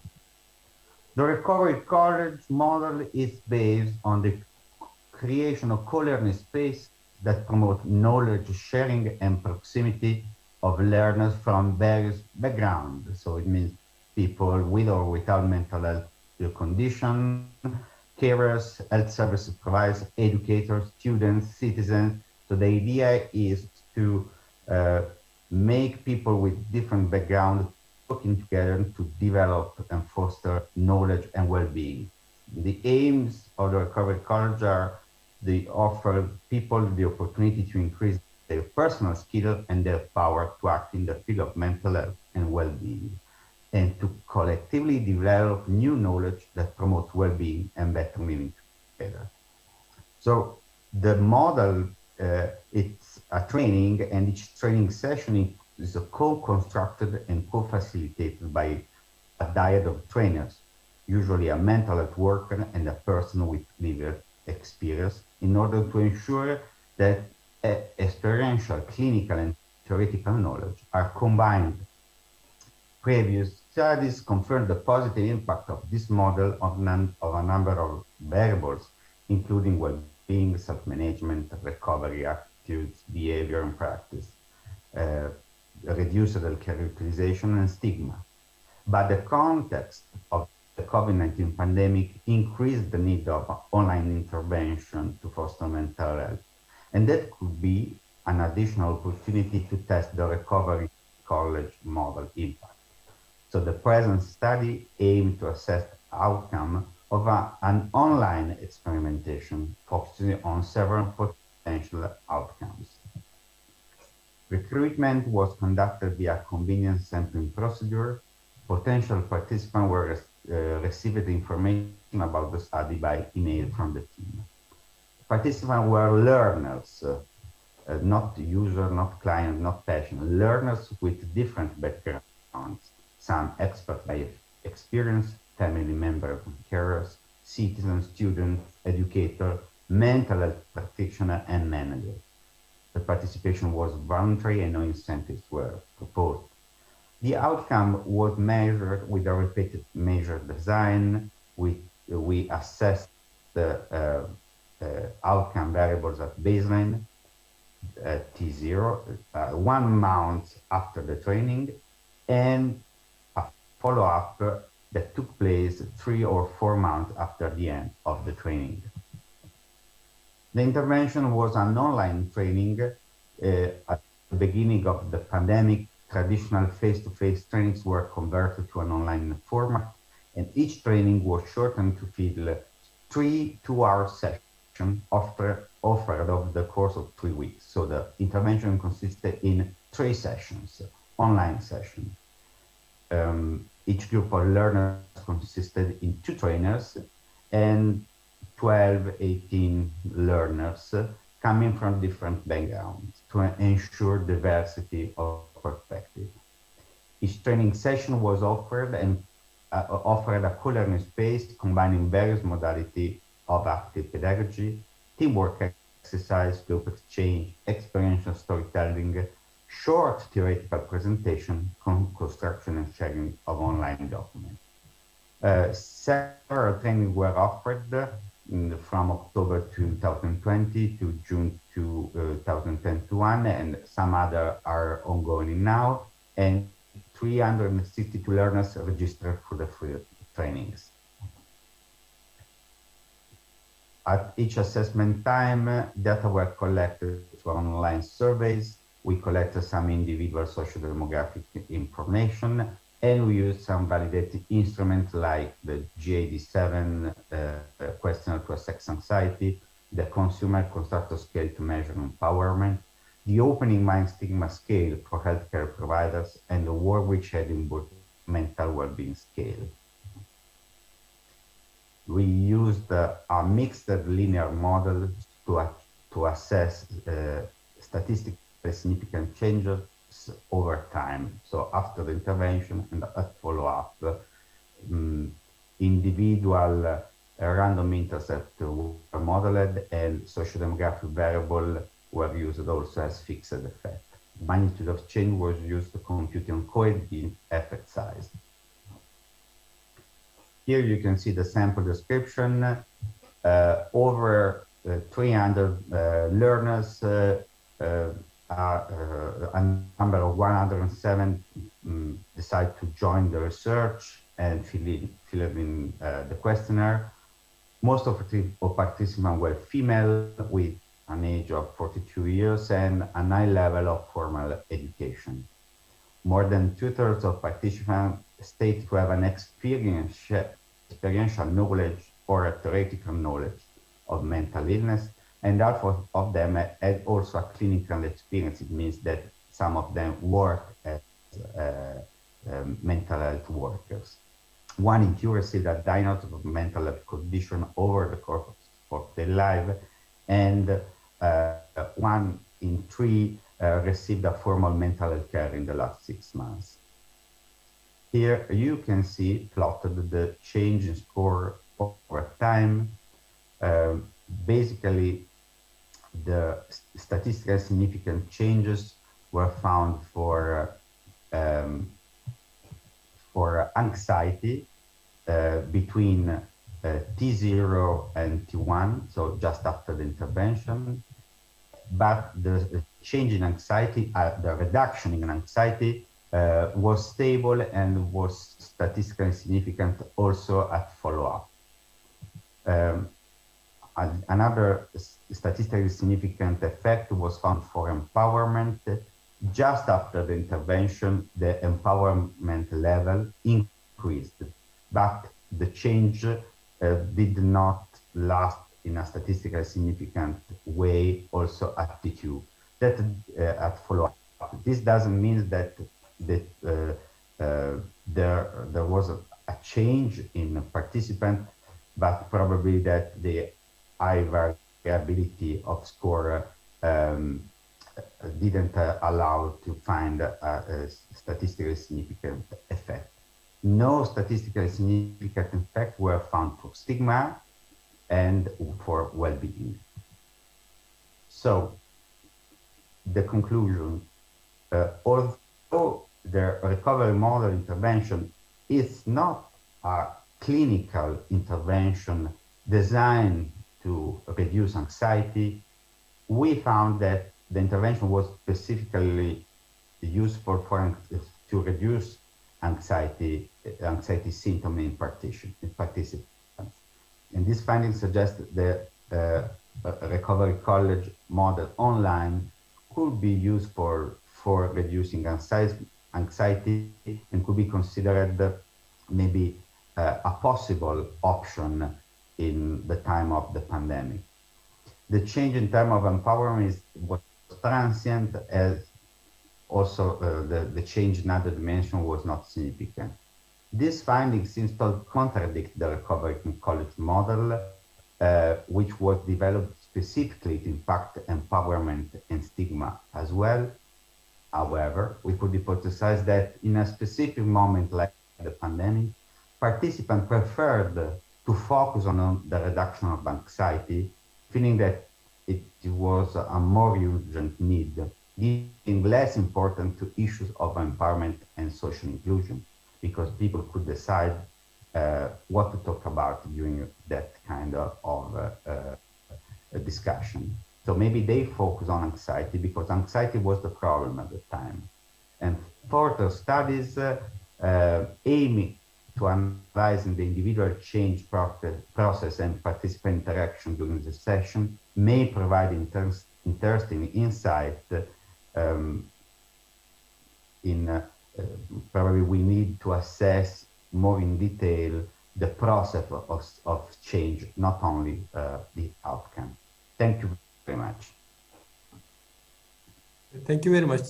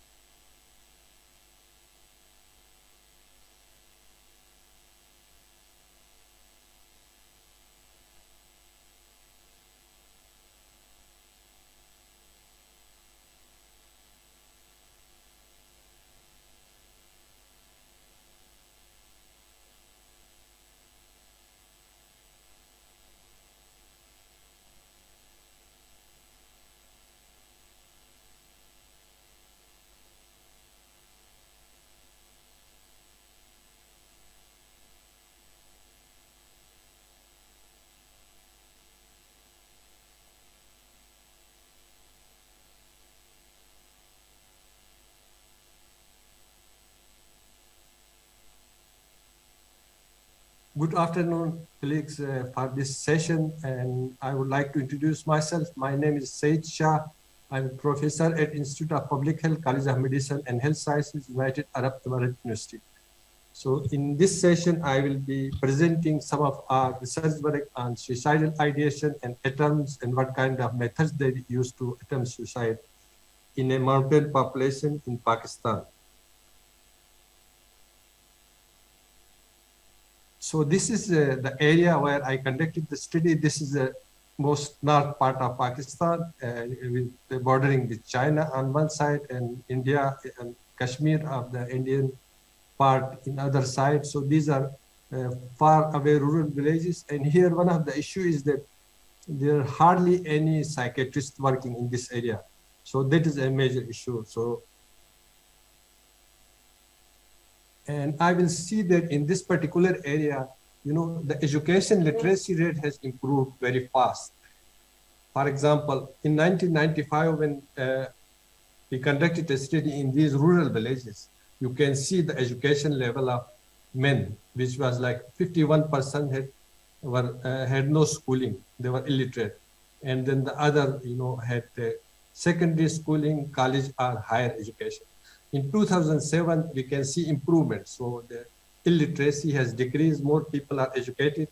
And then in 2019, before COVID, we again went to the same villages and in a similar pattern, take a random sample of 1,000 households and ask education. And then you can see that there has been further improvement in literacy. So now in men, those who had never been to school is 30.9%.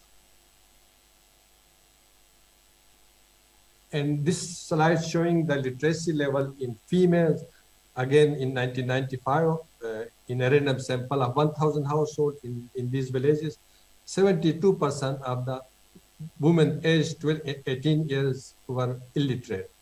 But it also improved in 2006, you can see 54 are illiterate. And then in 2019, again, we went to the same villages, take another random sample of 1,000 households, and you can see 32% are illiterate. So earlier on, we conducted a study on, you know, the suicide used to be a rare thing in these rural villages, you know, unknown thing before 90. But last few years, suicide is emerging a major issue in these rural villages. And here you can see that I examined 240 who committed suicide, and we did a detailed study of these people. And you can see that a lot of the suicides occur between age 12 to 34 years. So it was the bulk of, you know, the major bulk of people who committed suicide, and very few in older age. So it is a huge problem in young adolescent and young adults.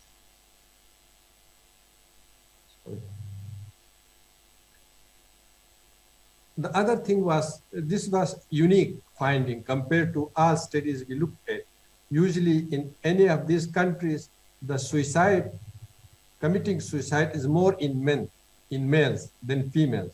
For example, here you can see in USA, and then in Canada, in China, in our neighborhood of these rural villages, you can see everywhere the suicide commitment is more in males than females. But in this particular area, you can see that it is 12.5 per 100,000 versus 17.8 per 100,000.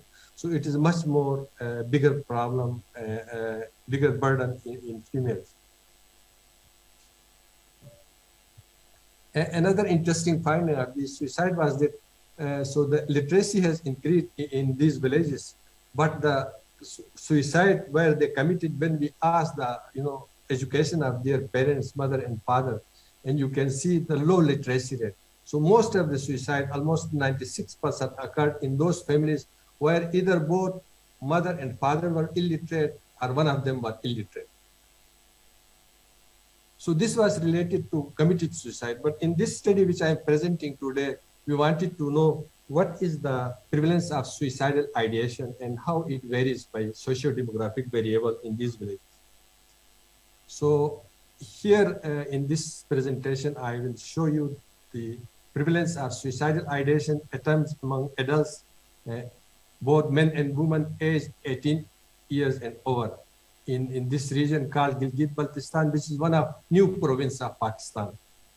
And then we will list socio-demographic correlates of suicidal ideation. So how it varies by age, by education, and different socio-demographic variables. And then I will also list the method which they use to attempt suicide. And one of the major issue also was inadequate access to healthcare, because committing suicide is an offense according to a British law, a very old British law still practiced in Pakistan. In some of Muslim countries, this law has been taken out, but in Pakistan, this law is still in existence. Where you attempt suicide, so you committed a kind of crime and you are punishable. So that is why people who commit suicide do not access care. So that is another major issue in this area.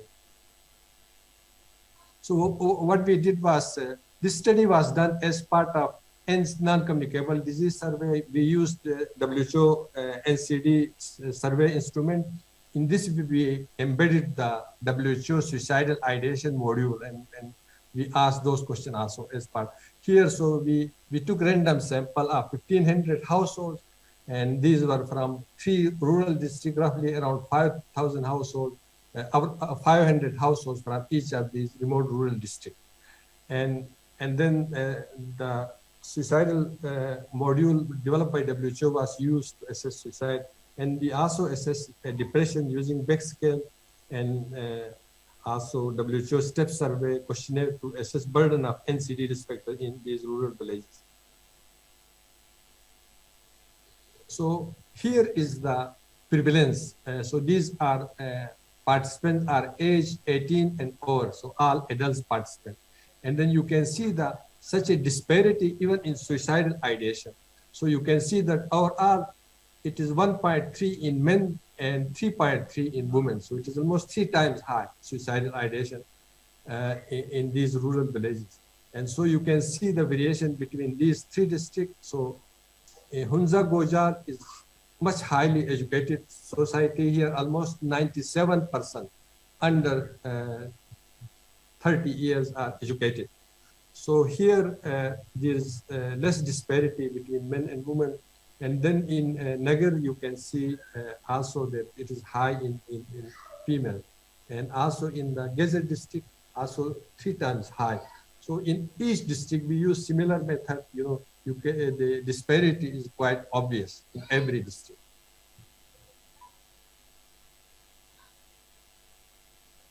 And so here, a suicidal ideation by age, and you can see in men and women. In men, you can see it is very, very high, those who are 65 years and older. But in females, it is high in those women aged 18 to 34 years and 45 to 54 years.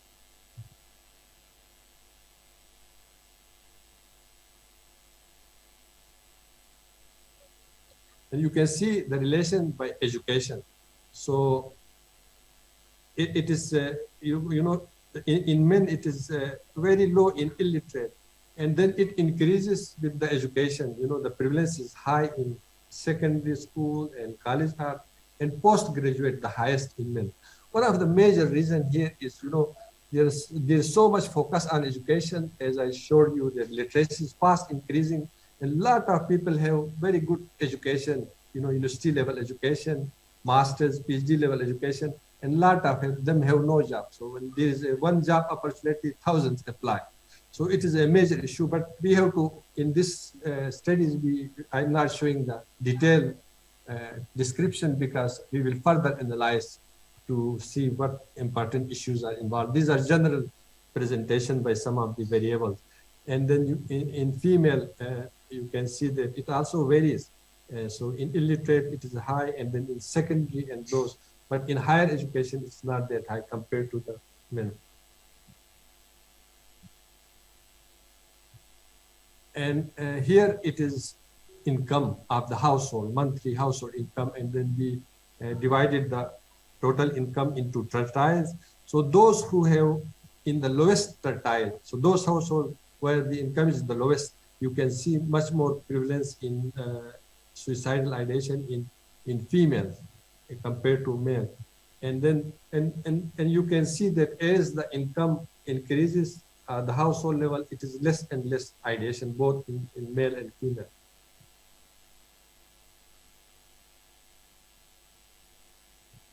And here you can see by marital status, and it is much more in unmarried females compared to the males. And then you can see also in females, those who are divorced or widowed, they have high prevalence of suicidal ideation. And we did not find a single participant reporting in this age suicidal ideation.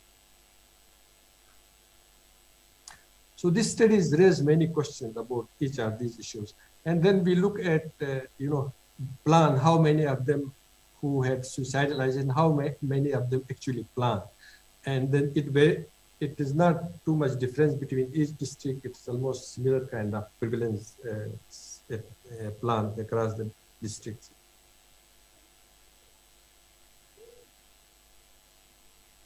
And proportion of those who attempted suicide. And then you can see that overall is 60. So a lot of them attempted to plan, and then you can see that in all these, like these two districts, which is very high, but in the Nagari district, which is another district, it is low. They were so they had ideation, but the attempt was low in this particular district.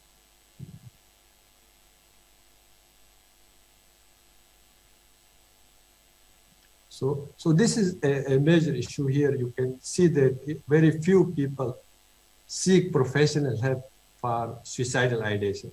So very few contacted doctors, and particularly this district where education is high, there was almost half of these people look for the help. But in the other two districts, it is very low, that where they do not get help of the physician. So this is an important issue.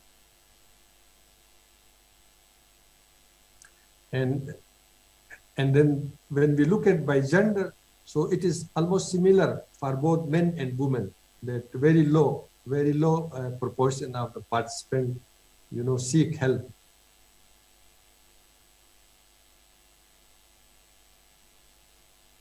And those who attempted suicide, when we asked them if they had help after they attempted and they did not commit suicide, they were unsuccessful.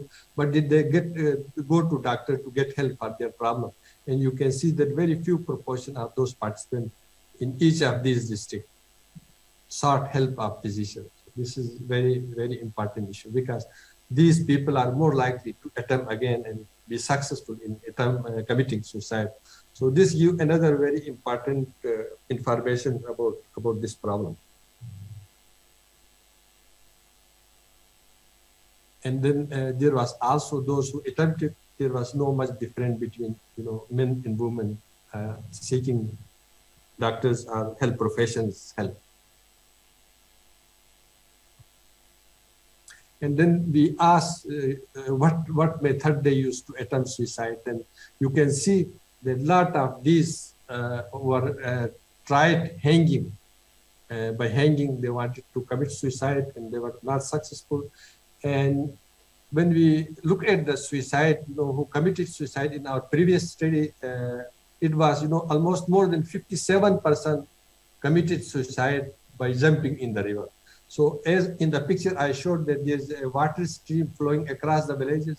So where they jump, maybe it is the reason because they're using, unlike other studies, they're using more lethal method, females also, where after jumping, there is no opportunity to be helped, So they're using more lethal way of jumping in the river. So it's very, that might be a reason that it is so high in females. And the other two methods here was like, jumping in the river was 18%. So the hanging was more common. So it was contrast with the actual suicide, where the major method they used was more than 50% was jumping in the river. So here the major method was, hanging followed by jumping in the river and use of pesticide. So pesticide use and jumping in the river were equal proportion, 18%. And few use sleeping pills and overdose of sleeping pills to commit suicide. And then very few use instruments, knife or pistol. Very few use those instruments here. So thank you very much for your attention. And so we have now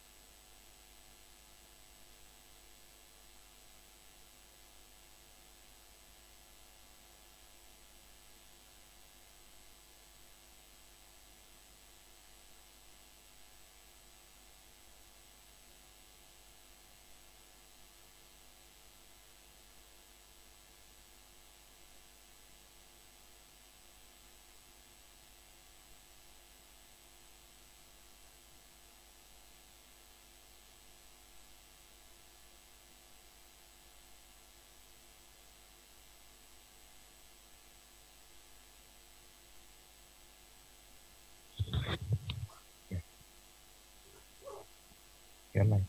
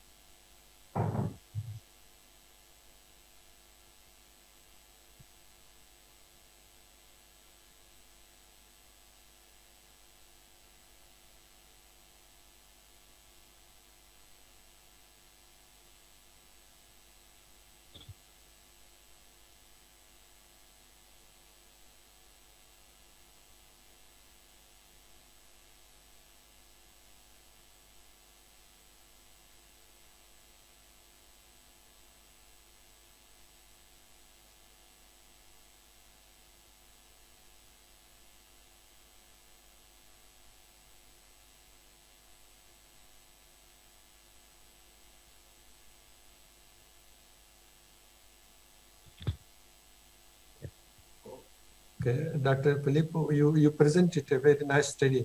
I was just wondering why you use a convenient sample and not selecting a random or probability sample in your study? Well, it was only a pilot study, so we weren't sure about the reception of the study among learners, because as I presented, the number of learners who participated to the trainings were so much larger than the actual sample of people who decided to join the study. So we probably, if we included a sort of randomization, we would have lost some participants, and also it was beyond the aim of the study. Probably, possibly, in future research, maybe a randomized controlled trial could be the best practice to evaluate the efficacy of the training. But at that time, the purpose of our research is purely exploratory. So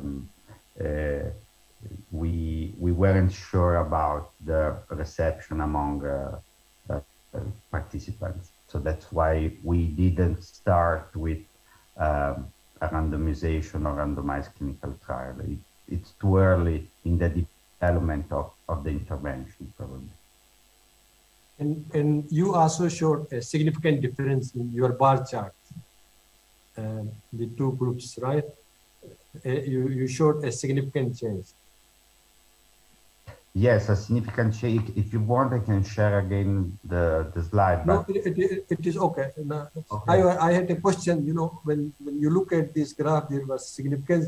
Did you also then adjust it with other variables that the significant remain after adjusting with other possible confounding variables?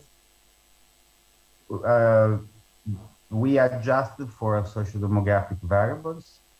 Also, and also that was an important issue since we collected data in different seasons and different months. And in Montreal, you know, in autumn, the COVID situation was much more hard than in spring. We corrected for the time of data collection to avoid a possible confounding factor of the wave, COVID wave, because we hypothesized that maybe in autumn the level of anxiety could be higher, and that could have an influence on the outcome. So we corrected also for the season. And since it was a repeat measure, you know, so we repeated over time, and then you use some program, because I remember, you know, I was doing a similar study, but I was looking how much change in cholesterol level in children over a period of time in my PhD. It was similar repeat measures over, you know, every year they were measuring. And at that time, we used one of the program, MLBin, which was very useful to analyze these data and to get trajectories. So what program you use for your data analysis? I use R. Okay. Which is a open source statistical program for analyzing, for data analysis, which also it may implement some packages to run specific analysis.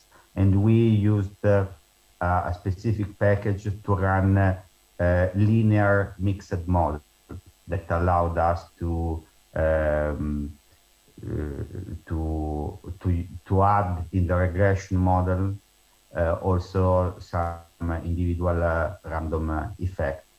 And so that's about the statistical program that we use. Also, R allows us to reproduce the analysis easily, because it's based on syntax. Okay, thank you very much. So are there any other audience here who want to ask questions to any of us? Maybe I have a question for you. So we we have still 3 minutes to finish the session. So if you have a question, you're most welcome. Okay. So can I ask my question now or yes, now? Yes. Okay. It was a very interesting question. Studies for using a public health approach to suicide, which is very interesting. And you showed us some statistic about the percentage of people who asked for help.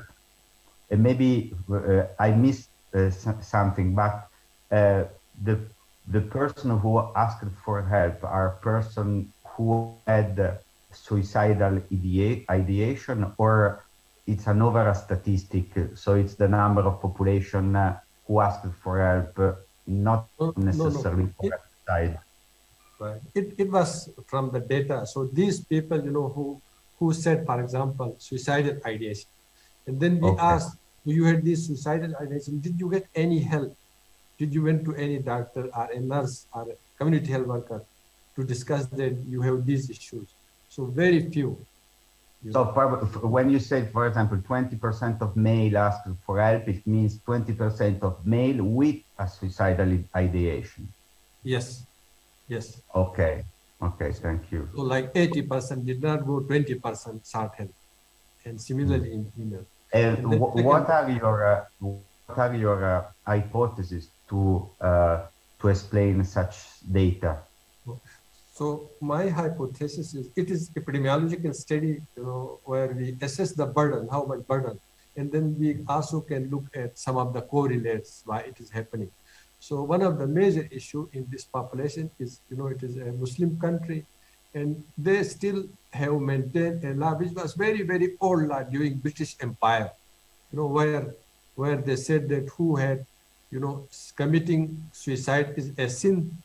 And so if they will caught by police, if they plan, if they were caught, then they will be put in jail. So this law is still there intact. It has not repeated. A lot of Muslim countries have, taken out this law, this old law, but in Pakistan, it still persists.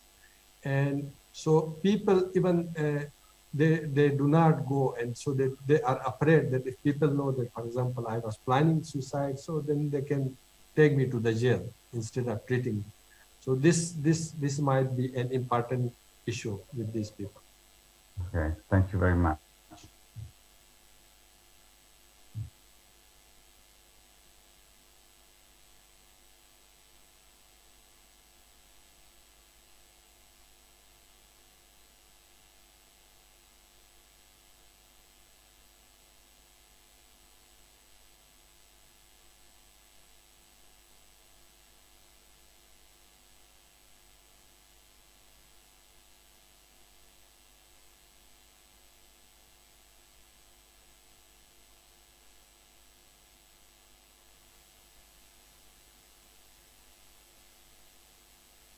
Start?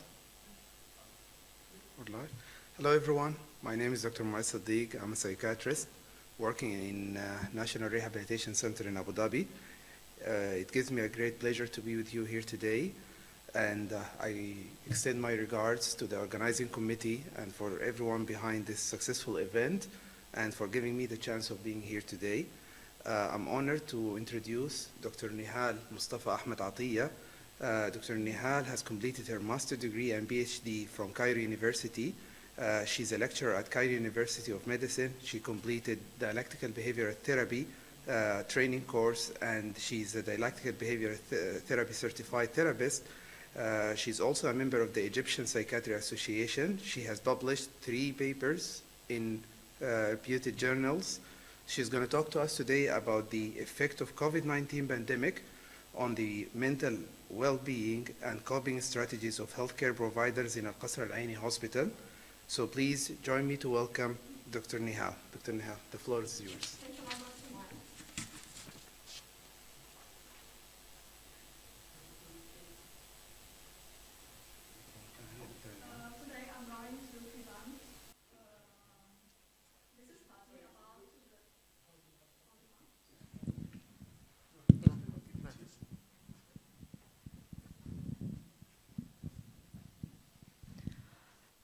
Today I'm going to present this study about the effect of COVID-19 pandemic on the mental well-being and coping strategies of healthcare providers in Qasr Al-Aini Hospital, and this study were done in Cairo University, Egypt.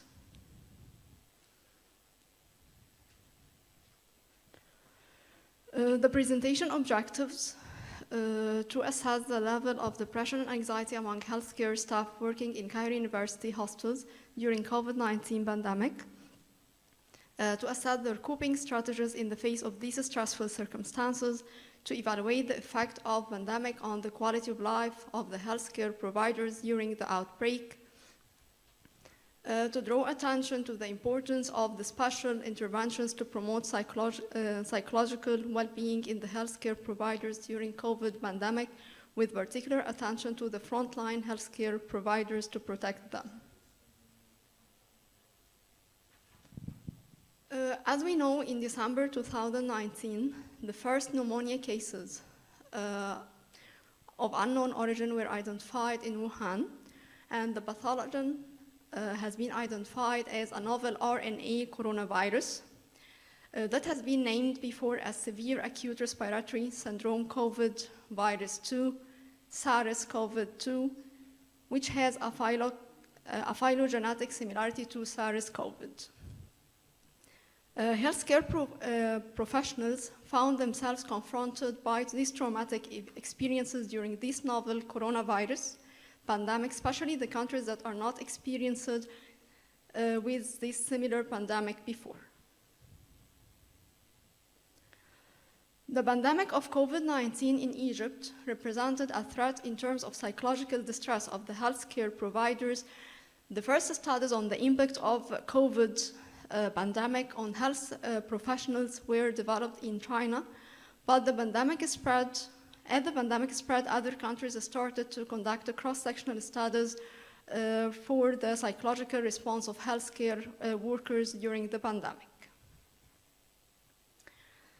The study objectives are to investigate the mental well-being in terms of depression and anxiety, coping strategies, as well as the quality of life among healthcare providers working in Australian hospitals during the COVID-19 pandemic. The methodology of the study, it's a cross-sectional study performed through online survey during the first wave of COVID-19 in Egypt from May to August 2020, distributed among medical personnel working in Cairo University hospitals from different departments. A total of 108 medical health providers, including physicians, nurses, and other medical personnel, completed an online survey using Google Forms that took approximately 20 minutes to complete, and they worked in different specialty departments in Cairo University.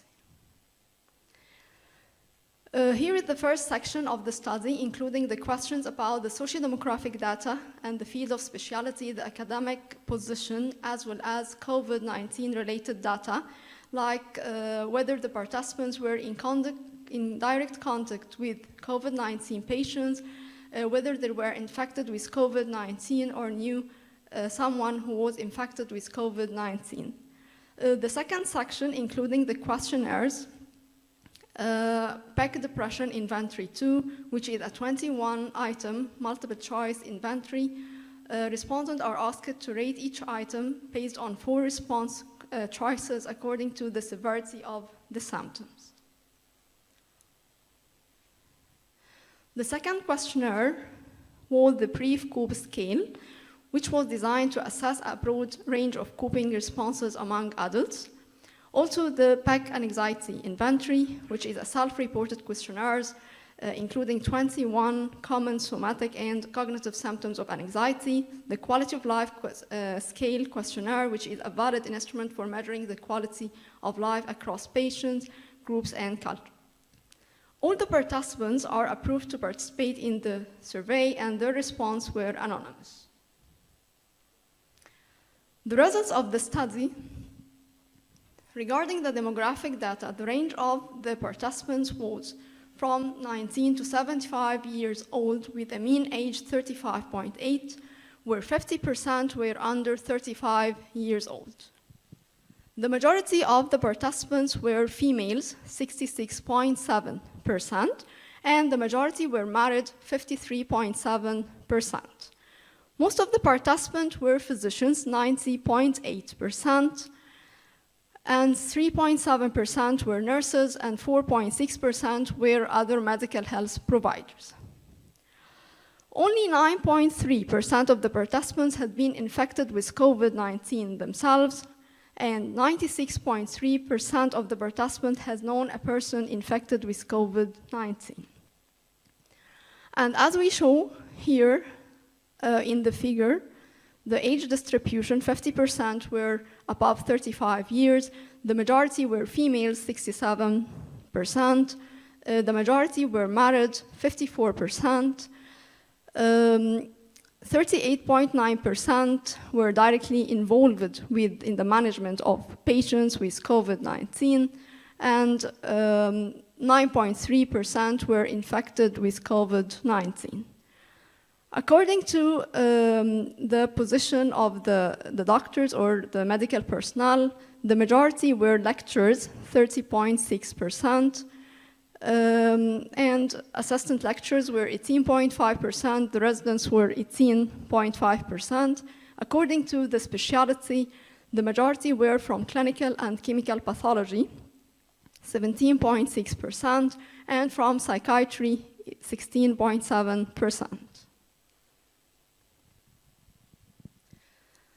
Regarding the results, and regarding the comparison between the participants who are directly involved in the management of patients infected with COVID-19, and this was given group 1, and those who were not directly involved and were given group 2. As we said, group 1, 38.9% of the participants, and they were directly involved in the management of the patient infected with COVID-19, and the group 2, and there were 61.1%, and they were not directly involved in their management. Results of the study showed that both groups had mild depression and anxiety. When comparing depressive and anxiety symptoms in both groups, results showed higher mean score, the total score of depression and anxiety among group 1, indicating higher levels of depressive and anxiety symptoms. However, the differences was not statistically significant. On the other hand, group 1 showed statistical significant difference regarding specific items like self-criticalness subscore, feeling hot, and terrified or afraid subscore. These results might be related to being in the front line and in direct contact with COVID-19 patients, the high level of burden, stress, and professional responsibility toward the patients, the high morbidity and mortality rates of the patients in this pandemic, the shortage in personal protective equipment, and the increased number of infected healthcare providers in group 1. Also, these results might be related to being isolated, the fear of they or their family members becoming infected, the absence of an effective treatment and vaccine on the immediate horizon. When we compare the coping styles of both groups using the brief-COPE questionnaire, there wasn't a significant difference found between both groups except in the coping style of trying to see things in a different light or to make it seem more positive. Where this mean subscore in group 2 was higher with a significant difference between both groups. We also assessed the impact of COVID-19 on the quality of life in both groups using the quality of life scale as we mentioned. The scores haven't relieved any significant difference between both groups except in the score with satisfaction with socializing with others. Group 1 showed more satisfaction with socialization with higher mean score with a significant difference between both groups. This result might be related to the possibility of trying to cope with the stress and the burden of the work as well as overcoming the anxiety and depressive symptoms. We also compare between both the males and females participants. Regarding the depressive and anxiety manifestations, no significant difference were found between both groups. They have similar degree of mood and anxiety symptoms. And regarding the brief COPE questionnaire, the female group shows some significant higher mean subscore. than a male participant, relieving particular more frequent use of some coping strategies among the female participants, like on the item, like saying things to let their unpleasant feeling escape, trying to get help and advice from others, expressing their negative feelings, and doing recreational activities to think less about a stressful condition. No significant difference were found between males and females regarding the quality of life. The results conclusion, overall, 40% of healthcare providers in our study were directly involved in the management of patients infected with COVID-19. They show higher mean PEC, depression, and anxiety inventories total scores. Participants perceived their current mental health to be worse during COVID-19 pandemic as compared before the pandemic. To our knowledge, this is the first study to be conducted in Asr Al Aini Hospital to assess the severity of depressive and anxiety symptoms, the coping strategies, and quality of life among medical personnel during COVID pandemic. The anonymity of the responders allowed for more participation among healthcare providers who are reluctant to seek psychiatric help for fear of stigma in Egypt. It's also alarming that they are suffering from a problem and they need consultation. Medical healthcare providers are in need of health protection and content working conditions like provisions of necessary and sufficient medical protective equipment, arranging for adequate rest, recovery programs aimed to increase the resilience and psychological well-being. The conclusion of the study, a higher prevalence of psychiatric symptoms was found among healthcare providers working in Cairo University during COVID-19 pandemic. Both immediate and long-term psychiatric services as well as special interventions should be implemented to provide or to promote the psychological well-being during the COVID virus pandemic with a particular attention to the frontline healthcare providers to protect them. And here is the references of the study.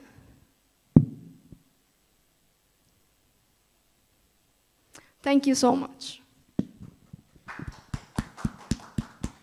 Thank you so much, Dr. Nihal. Very impressive. Yes, very impressive study. Yeah, okay.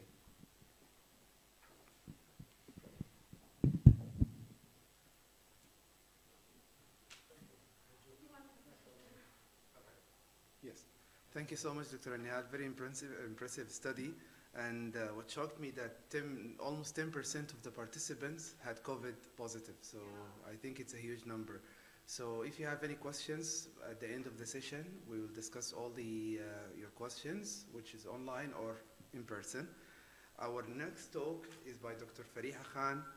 Fariha is a counselor with a broad experience of working with adults, adolescents, and children in Dubai and in the United Kingdom. Her work experience started from her initial clinical attachment at Al-Amal Hospital in Dubai. Then she worked in London as a counselor at the Medical Foundation and the pre- and post-bariatric surgery counseling placement at the Chelsea and Westminster Hospital in London. Currently, she provides counseling in Dubai Healthcare City for a wide range of mental disorders and delivers psychoeducation to patients, families, and caregivers. She works with adults, children, adolescents facing a range of mental health difficulties, including trauma, grief, self-harm, family dysfunction, anxiety, and depressive disorders. She also works with stress and pre- and post-bariatric surgery counseling. Fariha has authored many articles on children and teenager problems. She's a member of the British Association of Counseling and Psychotherapy, as well as Society of Emirates Mental Health. She's going to talk to us about the endeavor to thrive and not just survive amid and post-COVID-19. Dr. Fariha, the floor is yours. Hello, everyone, ladies and gentlemen, honorable guests. Thank you for giving me this opportunity to speak at the 7th Abu Dhabi International Mental Health Conference. I'm Fariha Khan. I'm a counselor currently working at the Health Call Clinic in Dubai Healthcare City. My presentation is about living and prospering in the pandemic, which is still on and has affected people's mental health. Thankfully, we are in a better place today with effective vaccines and people adapting. Virus is ongoing and we are still learning better ways to cope and succeed. Let's see the aims of my presentation. It will describe the impact of this pandemic and challenges people faced. It will highlight what helped people cope and the importance of positive attitude and implications for research and conclusion. Let's start by looking at the challenges we faced. So here are some of the events that occurred during COVID-19, which affected people's mental health. In the next slides of the presentation, we will explore certain mental health considerations in the light of the events and the impact. Let's begin by looking at the impact on relationships. So we all know that good, supportive relationship is crucial to psychological and physical well-being. But relationships were negatively impacted under the effect of the lockdown, isolation, and social distancing rules. Work from home meant people had no personal space and more than usual contact with family members, which was challenging for some. Many people, regardless of age and gender, expressed frustration and a need for personal space. Online schooling, childcare duties, and extra chores at home amplified these problems and impacted many. Under lockdown, domestic violence cases increased also, and victims were so scared to talk over helplines. Fear of catching disease and the stigma also played a role. Then we had the financial impact with people losing their jobs, and this also created stresses in the family and marital conflicts. There was constantly a rise in anxiety disorders, paranoia, and low mood. Then people also experienced grief, which will be shown in the next slide. So dealing with bereavement and loss of loved ones was extremely difficult, to say the least. People were watching some funerals on Zoom and they were struggling to process all this. It amplified fears and helplessness. Many presented with anxiety, low mood, and anticipatory grief as they feared losing their loved ones. People with pre-existing mental health conditions also became more serious, and it will be shown in the next slide. So in many cases, their condition worsened, and many family members were having a hard time coping with these patients as their condition aggravated. A major factor creating anxiety in people was fear and uncertainty around the virus. Fear and uncertainty made people anxious, unable to sleep, easily irritable and depressed.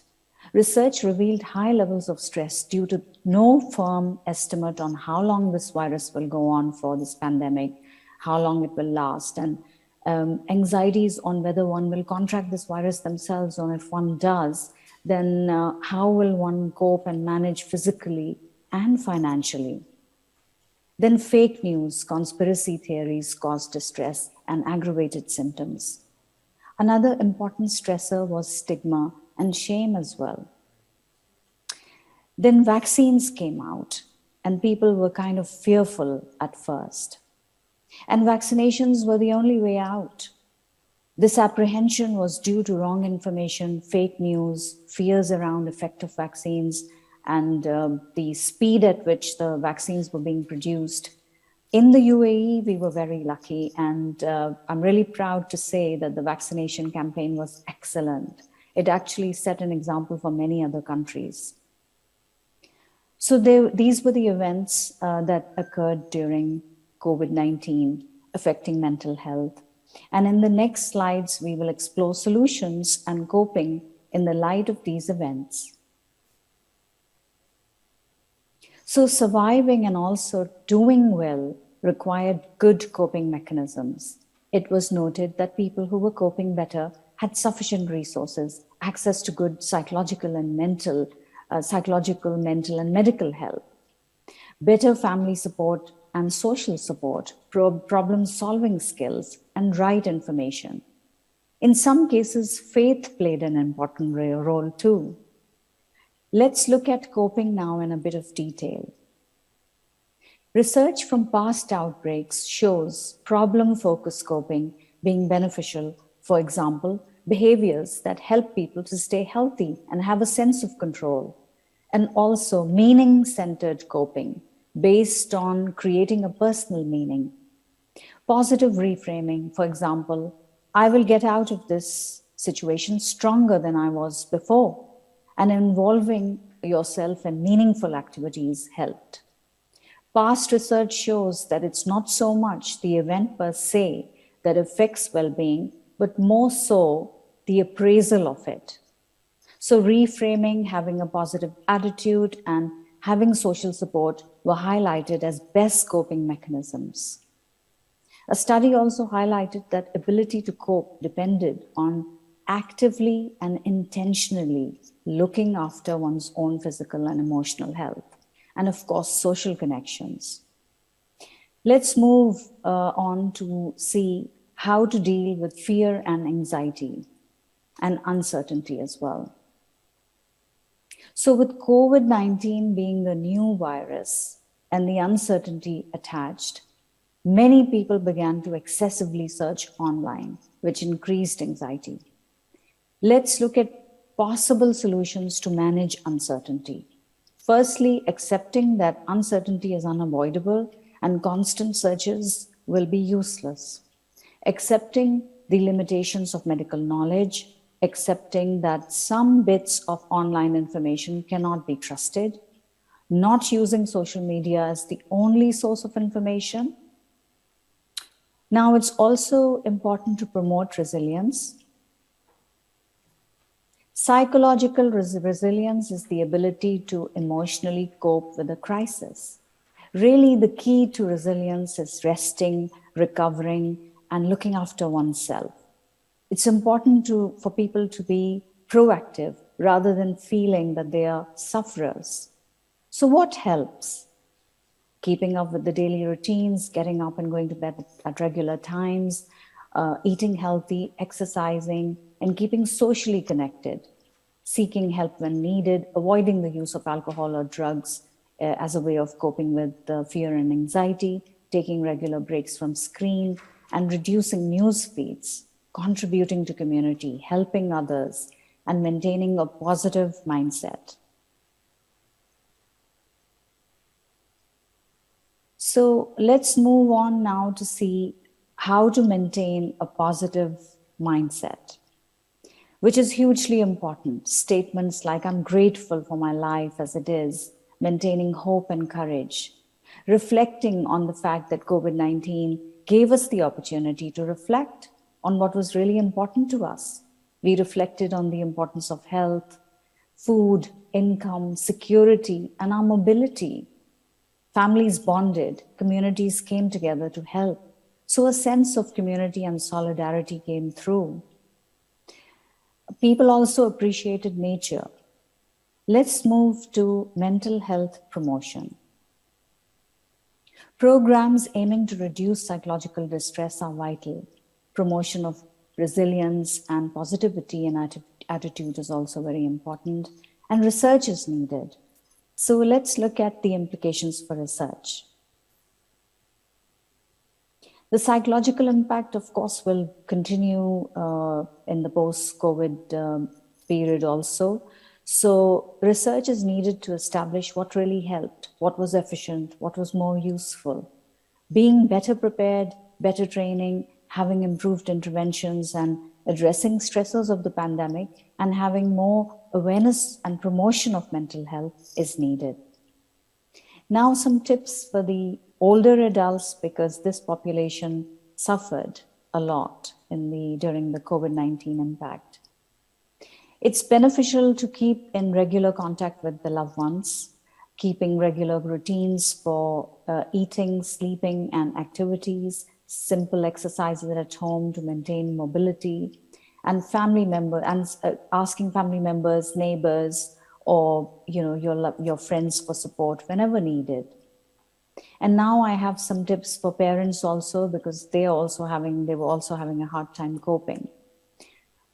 Maintaining familiar routines with children, discussing the virus with children in an honest way with age-appropriate language, help children with home learning and making sure that you have set aside some time for them to play also.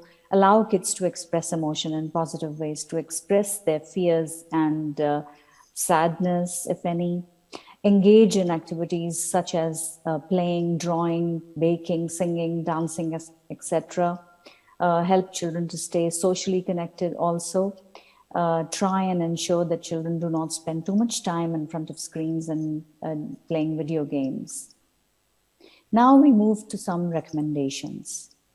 So prevention and intervention measures aiming to reduce psychological distress are vital.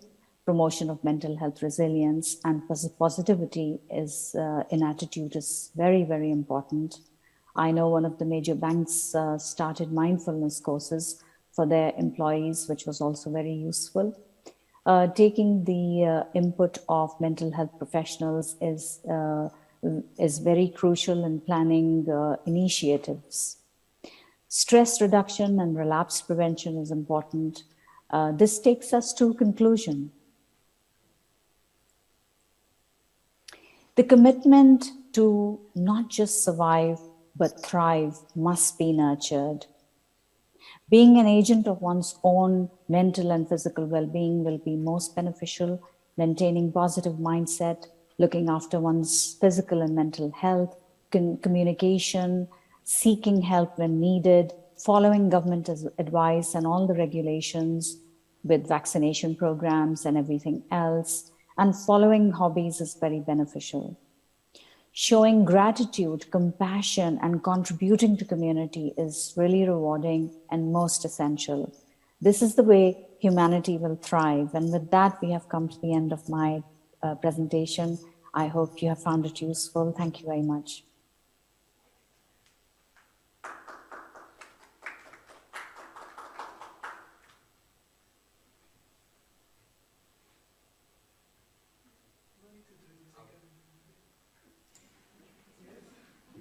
Hello everyone, my name is Dr. Siddiq. I'm a psychiatrist working in the National Rehabilitation Center in Abu Dhabi, and it's an honor to be with you here today. And I would like to take the chance to thank the organizing committee for their hard work and the well-organized and put together conference. Our topic today is about the impact of COVID-19 on population with addictive disorders. It's going to be around 20 minutes. We're going to have an introduction.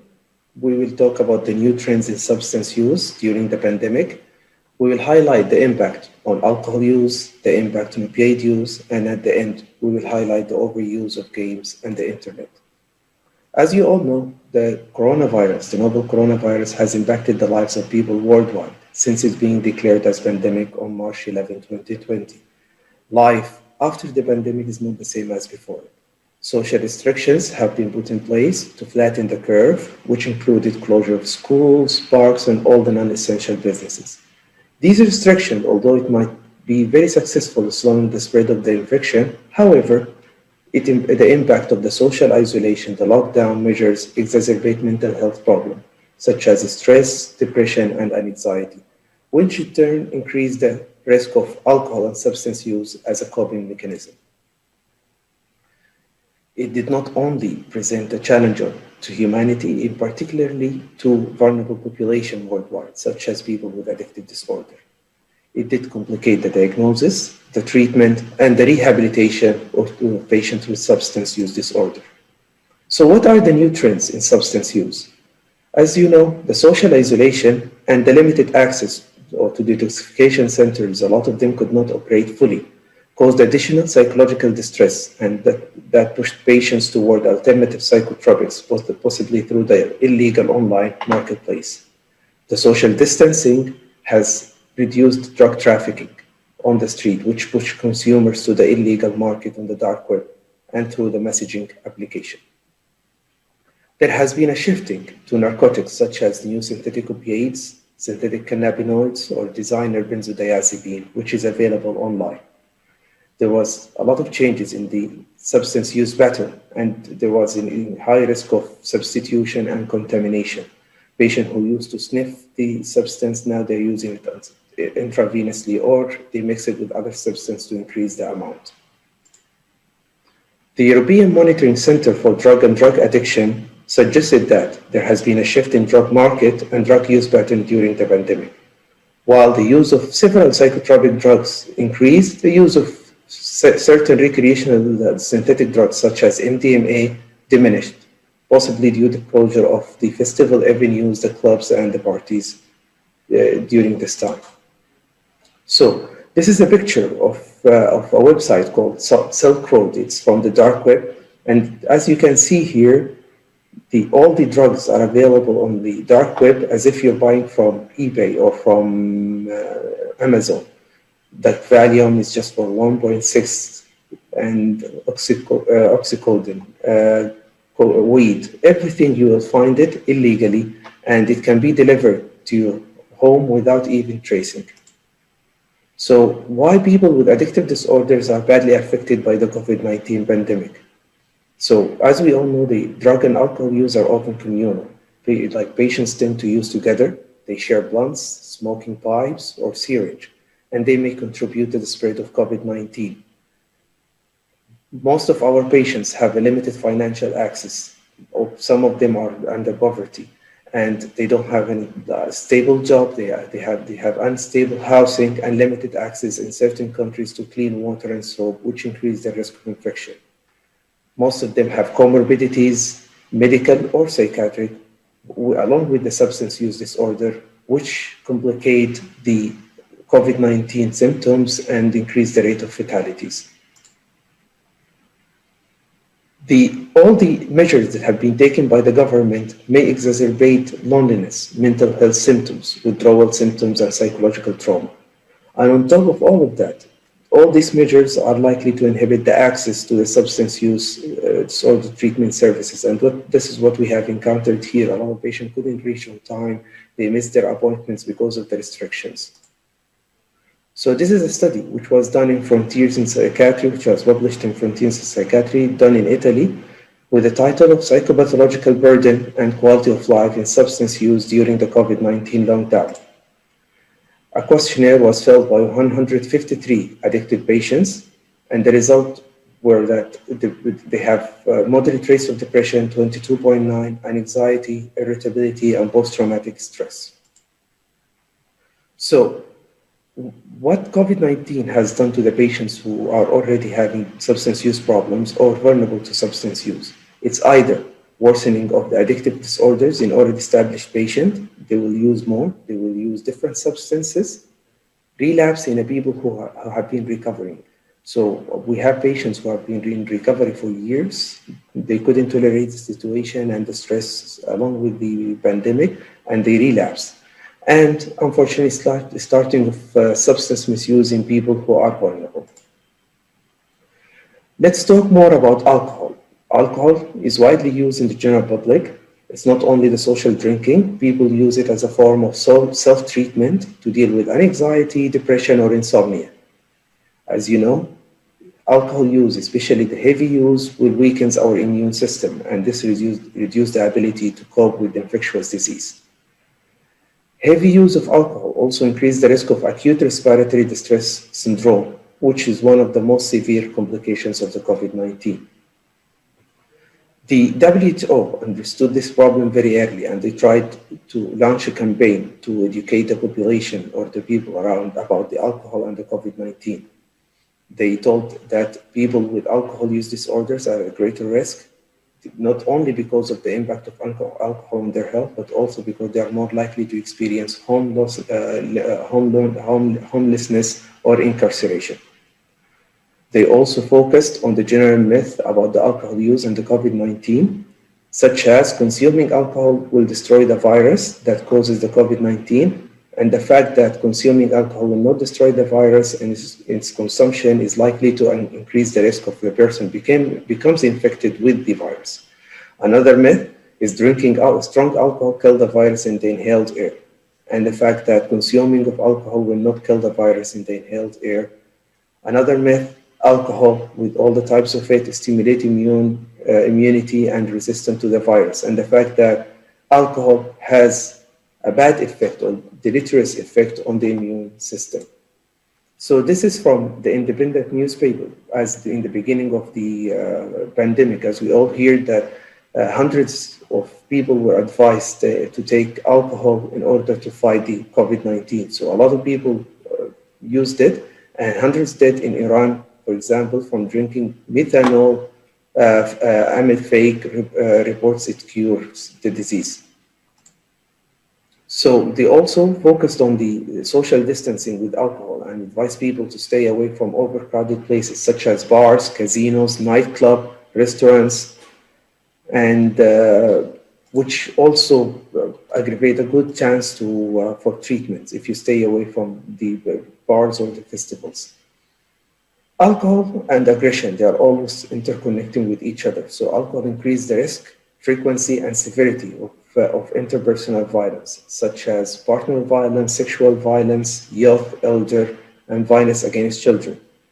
The men perpetrate most of the violence against women, and which is getting worse by consuming alcohol. And in return, these women who have been under this violence might turn to alcohol to cope with the situation.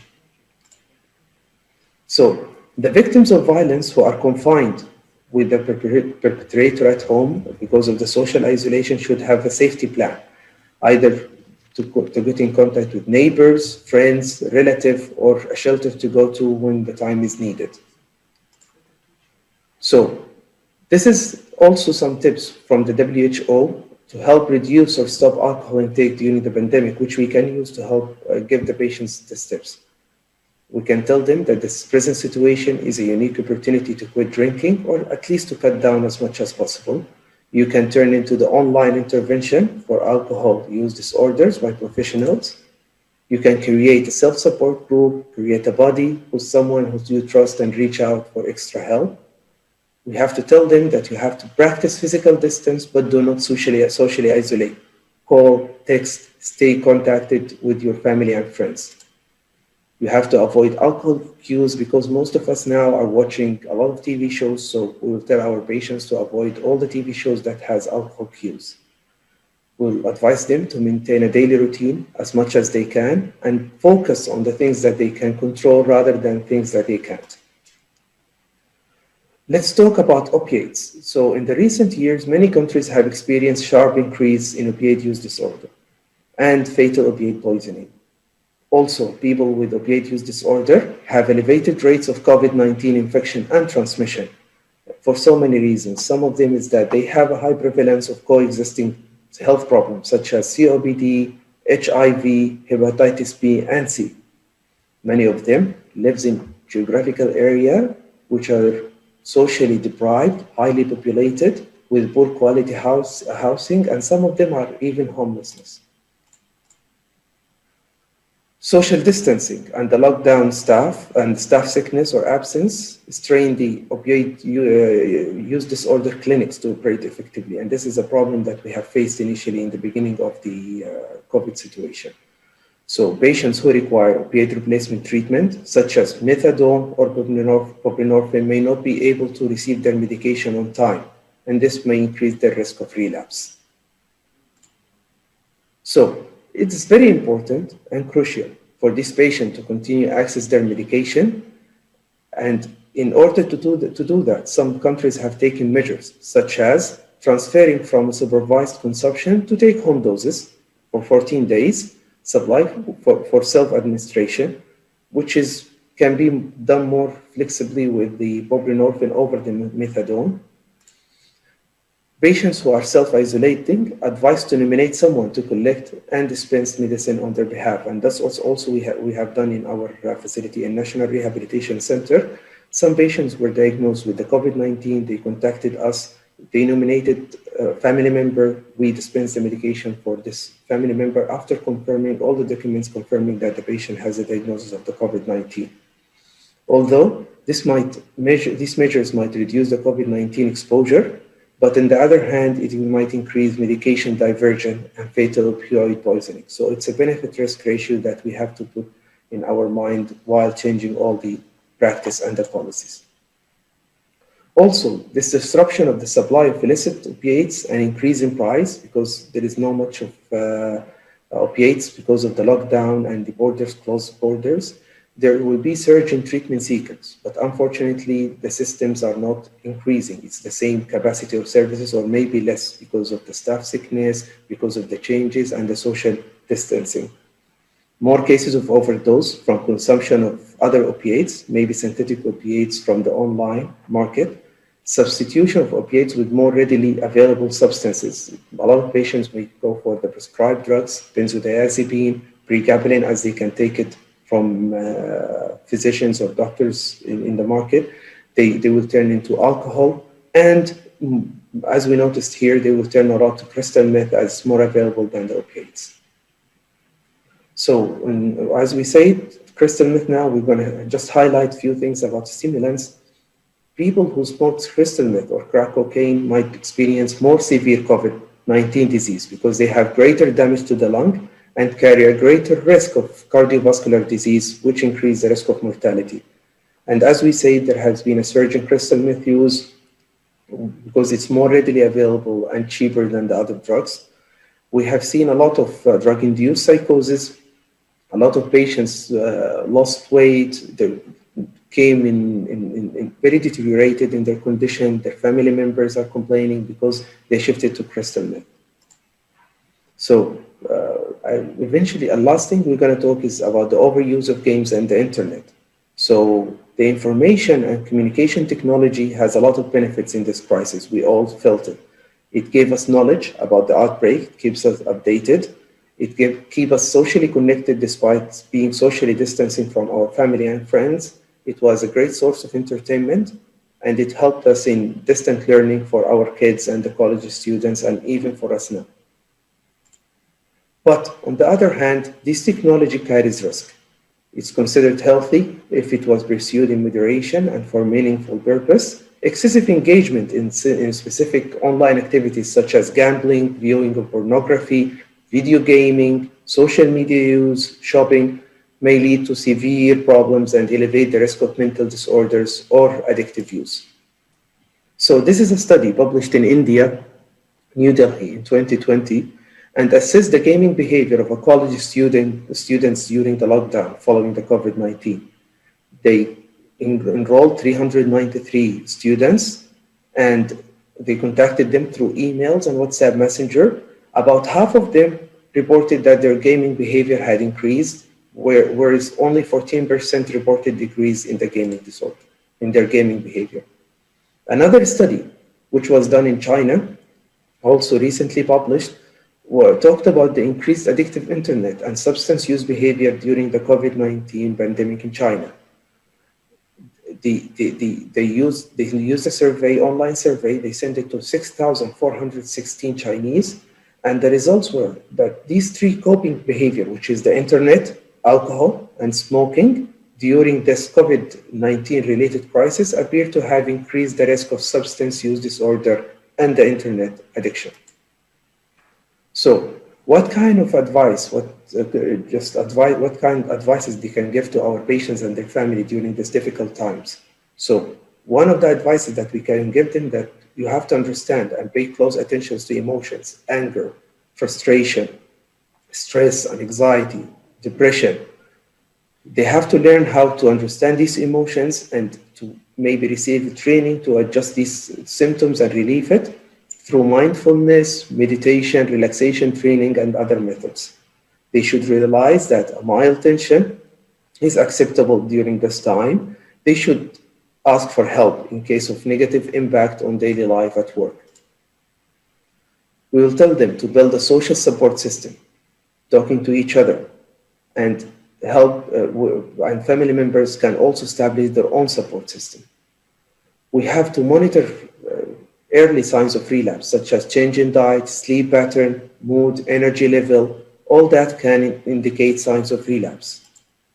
And in case of relapse, we have to have a proper response to it. So if the relapse is for the first time, family members should avoid anger and blame to the patient, as it might have a negative impact on the patient.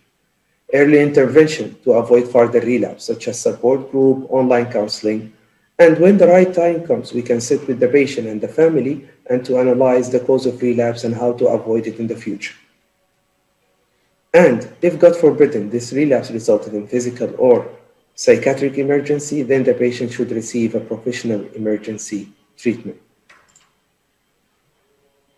They have to actively acquire knowledge related to the COVID-19 and strengthen self-protection, and only from official media sources, and try to control the information and the negative effects caused by the false and excessive information. So at the end, we have to say that stressful circumstances can increase the risk of addictive behavior. So it's very important to prevent. We have to work on prevention more than like treatment. We have to focus on protective policies. We have to focus on social initiatives to help the community and to avoid people who might be vulnerable to start alcohol and substance use. It's also very important to ensure the existing patient receive their effective treatment regular, in timely manner, and to reduce their risk of relapse and try to prevent it as much as possible. Also, drug and alcohol services should provide innovative, novel ways to deliver the service through flexible access to essential medication and to use the internet in providing individual and group-based psychosocial interventions. From our own experience in the National Rehabilitation Center, we have started the online matrix program early in the beginning of the matrix, early in the beginning of the pandemic, and it has a high engagement from the patients and the very good results.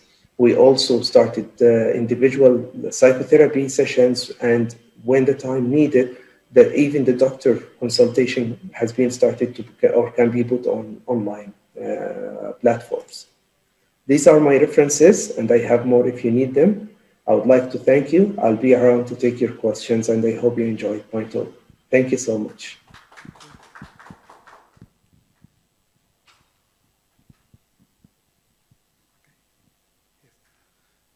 Thank you so much for being here.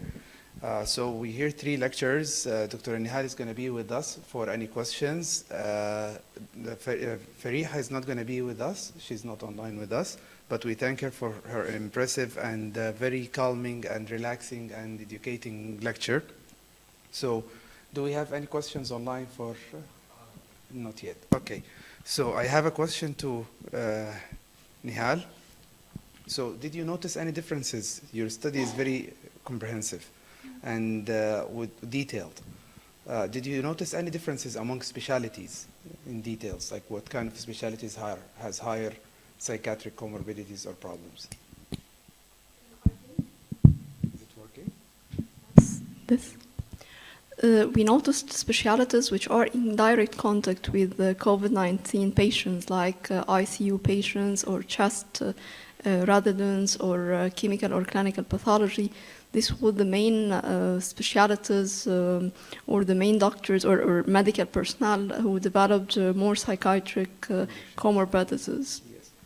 Okay, and as I said earlier, the number is huge, 9.3 among 100 people. Yeah, so I heard that right. a lot of doctors and medical staff in Egypt has been affected by COVID, and you had a lot of loss of people in among the physicians. Especially during the first wave of the pandemic. So nowadays it's like the 4th wave. Do you think if you redo the study again, any differences would it be? Like, I guess it's the 4th wave, right, in Egypt, right? Yeah, it's the 4th wave. Yes.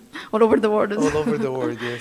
I think there will be a difference regarding the vaccines and the presence of medications or vaccines nowadays. The protective measures which were done in Egypt. Yeah. Yes. It's already produced in Egypt right now, right? Yeah. So it's more available. I think there will be a difference. Okay. And one final question I have, like, what would be your recommendation after what you noticed, like, to medical staff? Did you have any recommendation in your article? And we already, in Asr Aini, we did already recommendations, and we did interventions for doctors who are working in Asr Aini Hospital and in Fransawi Hospital. And we already did programs for them and interventions in order to help them to overcome this pandemic. Great work, Nihal. Yeah. Thank you so much. You're welcome. Do you have any other questions? I have a question for you, Doctor. What about the cannabinoids and synthetic cannabinoids during the COVID-19 pandemic? Do you notice any difference? Yes. So actually, the synthetic cannabinoids started to increase even before the pandemic. But after the pandemic, and that they can buy it online, they don't need access to things, and they cannot be traced. You actually can order it, and they can deliver it to your home, your home step, unnoticed. You cannot detect it with the regular urine drug screening. So we noticed increase in space in using of synthetic cannabinoids. It's very difficult to trace it, but at the end of the day, it's an addiction problem. We tackle it the same way, but generally, yes, it increased so much after the COVID pandemic. Did you do any specific interventions tailored for these patients for overcoming the losses of their parents or someone with near for them? Yes. So we had few patients who were affected directly by the pandemic, by COVID-19, like family members who died. We started like shortening their intervals. We provided support, psychological support. Our psychologists started individual psychotherapy with them online, and we contacted their families. We told them about the higher risk of relapse during this difficult time. So we just kept close monitor of them until they passed that time. And it's actually, they have, addiction patients have very big problem in dealing with emotions. Like they have defected mechanism of dealing with anger or sadness by using drugs. So we just try to highlight this. We try to bring them more twice or 3 times to the clinic, to try to outreach to them, to their families. Yes, the risk of relapse is much, much higher at that time. So we do our best, but at the end of the day, if they relapse, we bring them earlier, we admit them, we try to stabilize them, and then send them back to the community. Thank you so much. Yes. Yes, I have a question. Actually, thank you. We have very fruitful and relevant discussion and study. My question also for Dr. Muaz. Really, it was a catchy presentation and let's say paper about the addiction. What have actually caught my attention is the myths about the use of alcohol and etc. Okay, I've gone through the internet in those days, and we have lots of let's say misleading communication about if you are using the alcohol, for example, if you have it like a gurgle, you will kill the virus, and etc. But my question, is there anything that we have done in order to increase the community awareness about these myths and counterfight these myths, or how, or if you are thinking of something to be in place for the future, especially we are still, hopefully the crisis is not over, not till now. Thank you, Mr. Mahmoud, for your question and for your comments. So actually, during this pandemic, we as a medical team or any other specialty, it's a fight between truth and ignorance. The more you find information on not only about the addiction, information about the virus, about the vaccines, and there are actually so many rumors and so many information guided by what they call themselves scientists, but I don't think it's right. So people are actually affected, and as you noticed, people are dying with these rumors. So the pages that I put in my slides, it's actually from the WHO.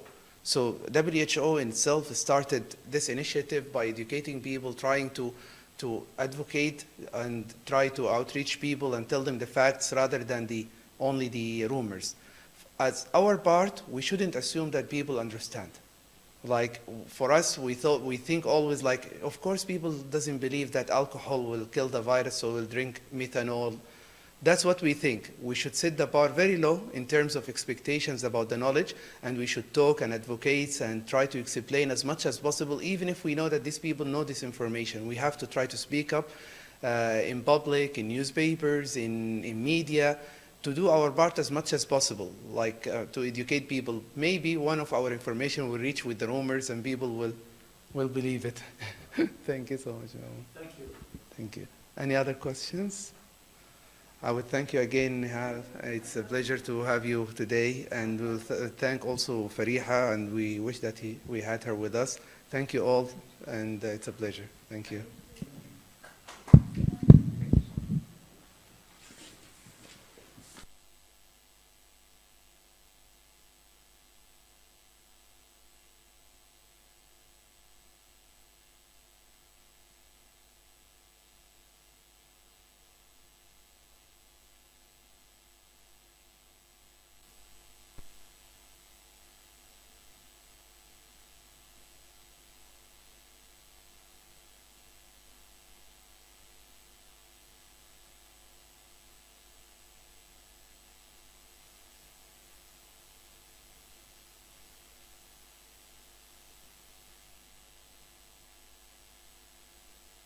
Congress of World Association for Psychosocial Rehabilitation and the 7th Abu Dhabi International Mental Health Conference. And welcome to Track 4, Day 3, Session 18. I am the chair for this session. My name is Dr. Michelle Kelly. So I'll just briefly introduce how this session is going to work.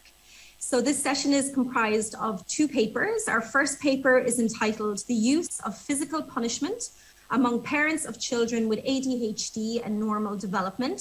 And our presenter today is Mr. Abdul Rahman Jamal Atwaraham, who is a 5th-year medical student at the College of Medicine and Medicinal Sciences in the Arabian Gulf University in Bahrain.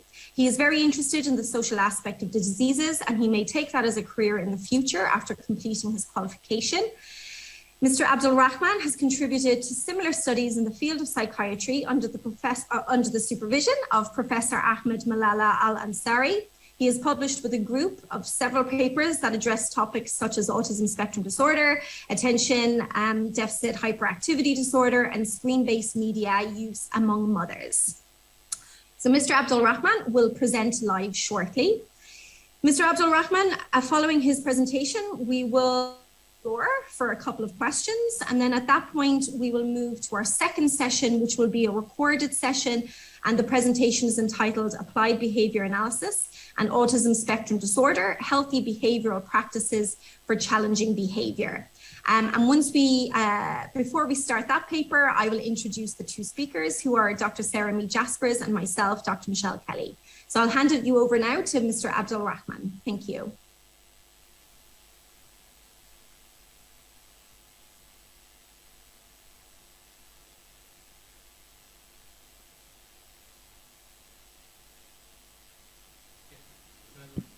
Okay. So I'm Abdul Rahman Toura, as I was introduced. The topic I'll present is the use of physical punishment among parents of children with attention deficit hyperactivity disorder compared to parents with children of normal development. To define corporal punishment, it is a method of discipline employed by the supervising adult of the children that would be punished.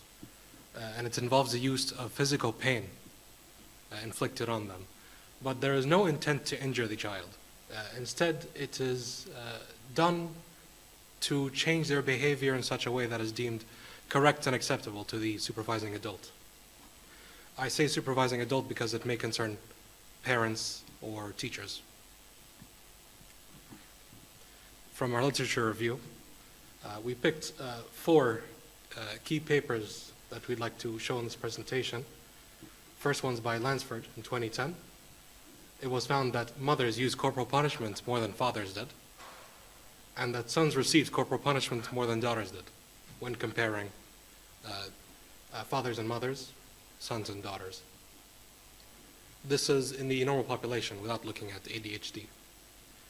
A paper done in 2017 found that corporal punishment did not promote learning, and instead it had negative side effects, such as impaired achievement and behavioral health problems, meaning that there were negative outcomes, negative effects, without any positive outcome from it. A study done in 2015, this involving ADHD, found that corporal punishment and negligence were correlated with child behavioral problems. Another study on ADHD, less so on corporal punishment, but investigating ADHD, found that children with ADHD received less empathy and care, and their parents were more protective and controlling of them. Parents were also more depressed and neurotic. So, for the method of the study, it was cross-sectional, and it had a comparative group, which is the parents of children with normal development. And when talking about the participants, it is 50 parents of children with ADHD, which we'll refer to as the ADHD group from henceforth, and parents of children with that are typically developed, we'll refer to as the TD group. The procedure used was an interview-guided questionnaire, meaning that a questionnaire was given to them that appears as so. This is the English version. There was an Arabic version given to them as well. and they were free to choose between which one they wanted. And it's interview guided because there was an interviewer present in case they had any questions. For analysis, means or counts were recorded, depending on which item we're talking about. Pearson's chi-squared or independent t-tests were calculated. And SPSS version 25 was used for these calculations. On to the results and discussion. Here are the demographics. As you can see, when looking at the employment, 22% of fathers in the ADHD group and 44%, excuse me, and 40% of fathers in TD group worked. For mothers, 30% in the ADHD group and 26% in the TD group worked. And 12% in both groups were homemakers. Is there a pointer in this? There we go. 44%, 40%, 30%, 26%, and 12% in both groups were the mothers homemakers. For education, it was also roughly similar. For fathers in the ADHD group, 36% have a college education, and 38% of fathers in TD group had a college education. The numbers are somewhat gone, it seems. But it's know that it is quite similar. I believe it's 36 and 30. Can you increase the 36 and 38 most likely, but it's hard to see now.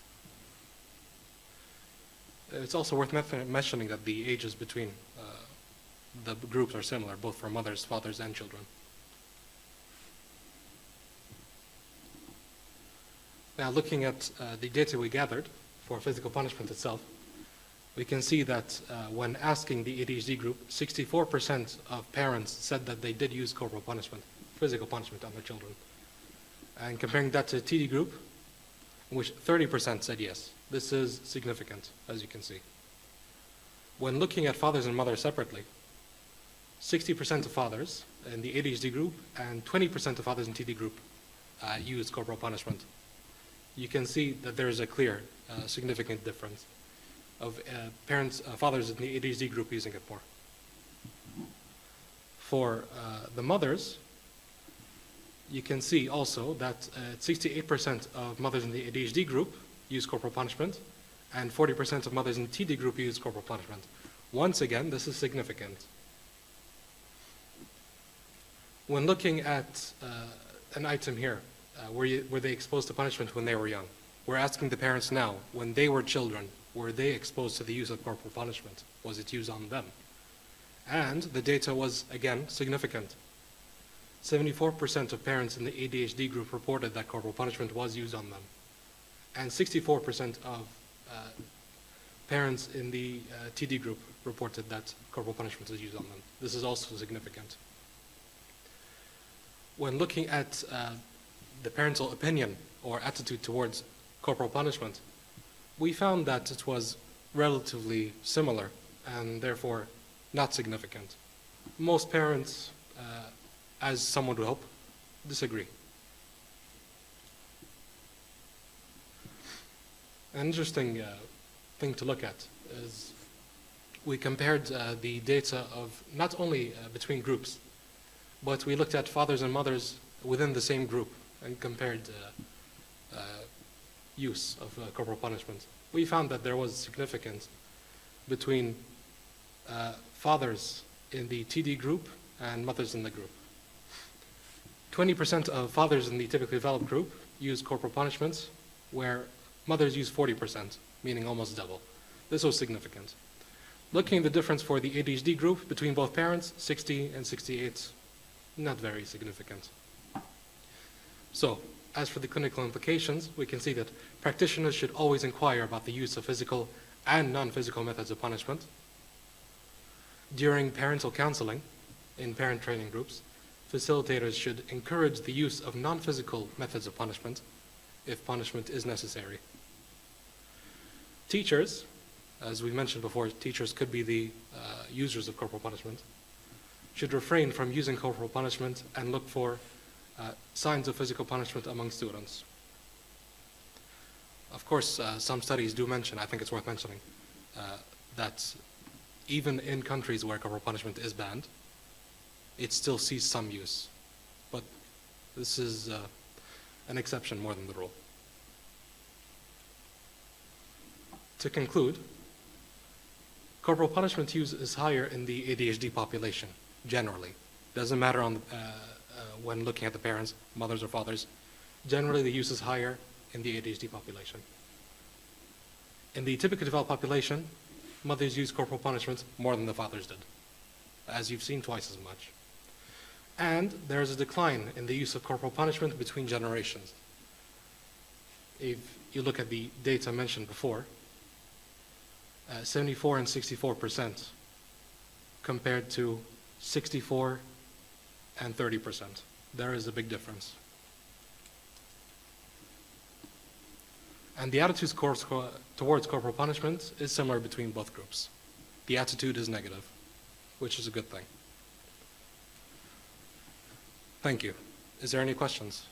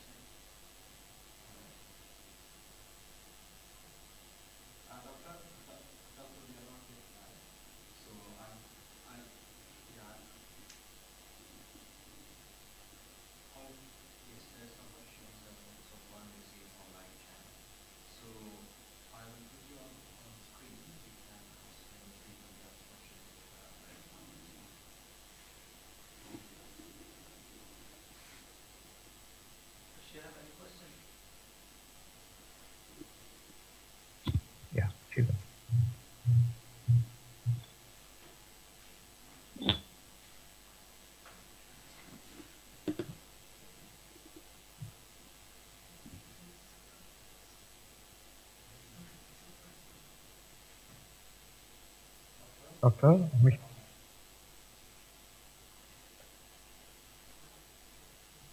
that was an absolutely wonderful presentation and very, very interesting. I can't tell if there's any questions in the room, but I have a quick question for you, if that's okay.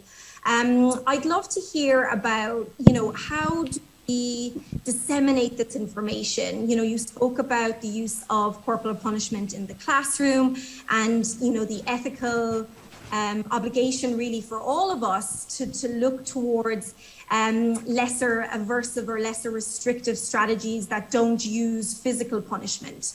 How do you think we can spread awareness and ensure that going forth there isn't a reliance on physical methods of punishment procedures? As mentioned in the clinical implications, any parents coming in for counseling should make sure that during interview, they ask about the use of physical punishment or the use of non-physical punishment as well, to gauge what the parents might be up to, in case that they're not completely explicit in their answering. And for the parental groups, the rehabilitation groups, was it mentioned? Yeah, it's the training groups, that is it. This is for the ADHD parents of children with ADHD.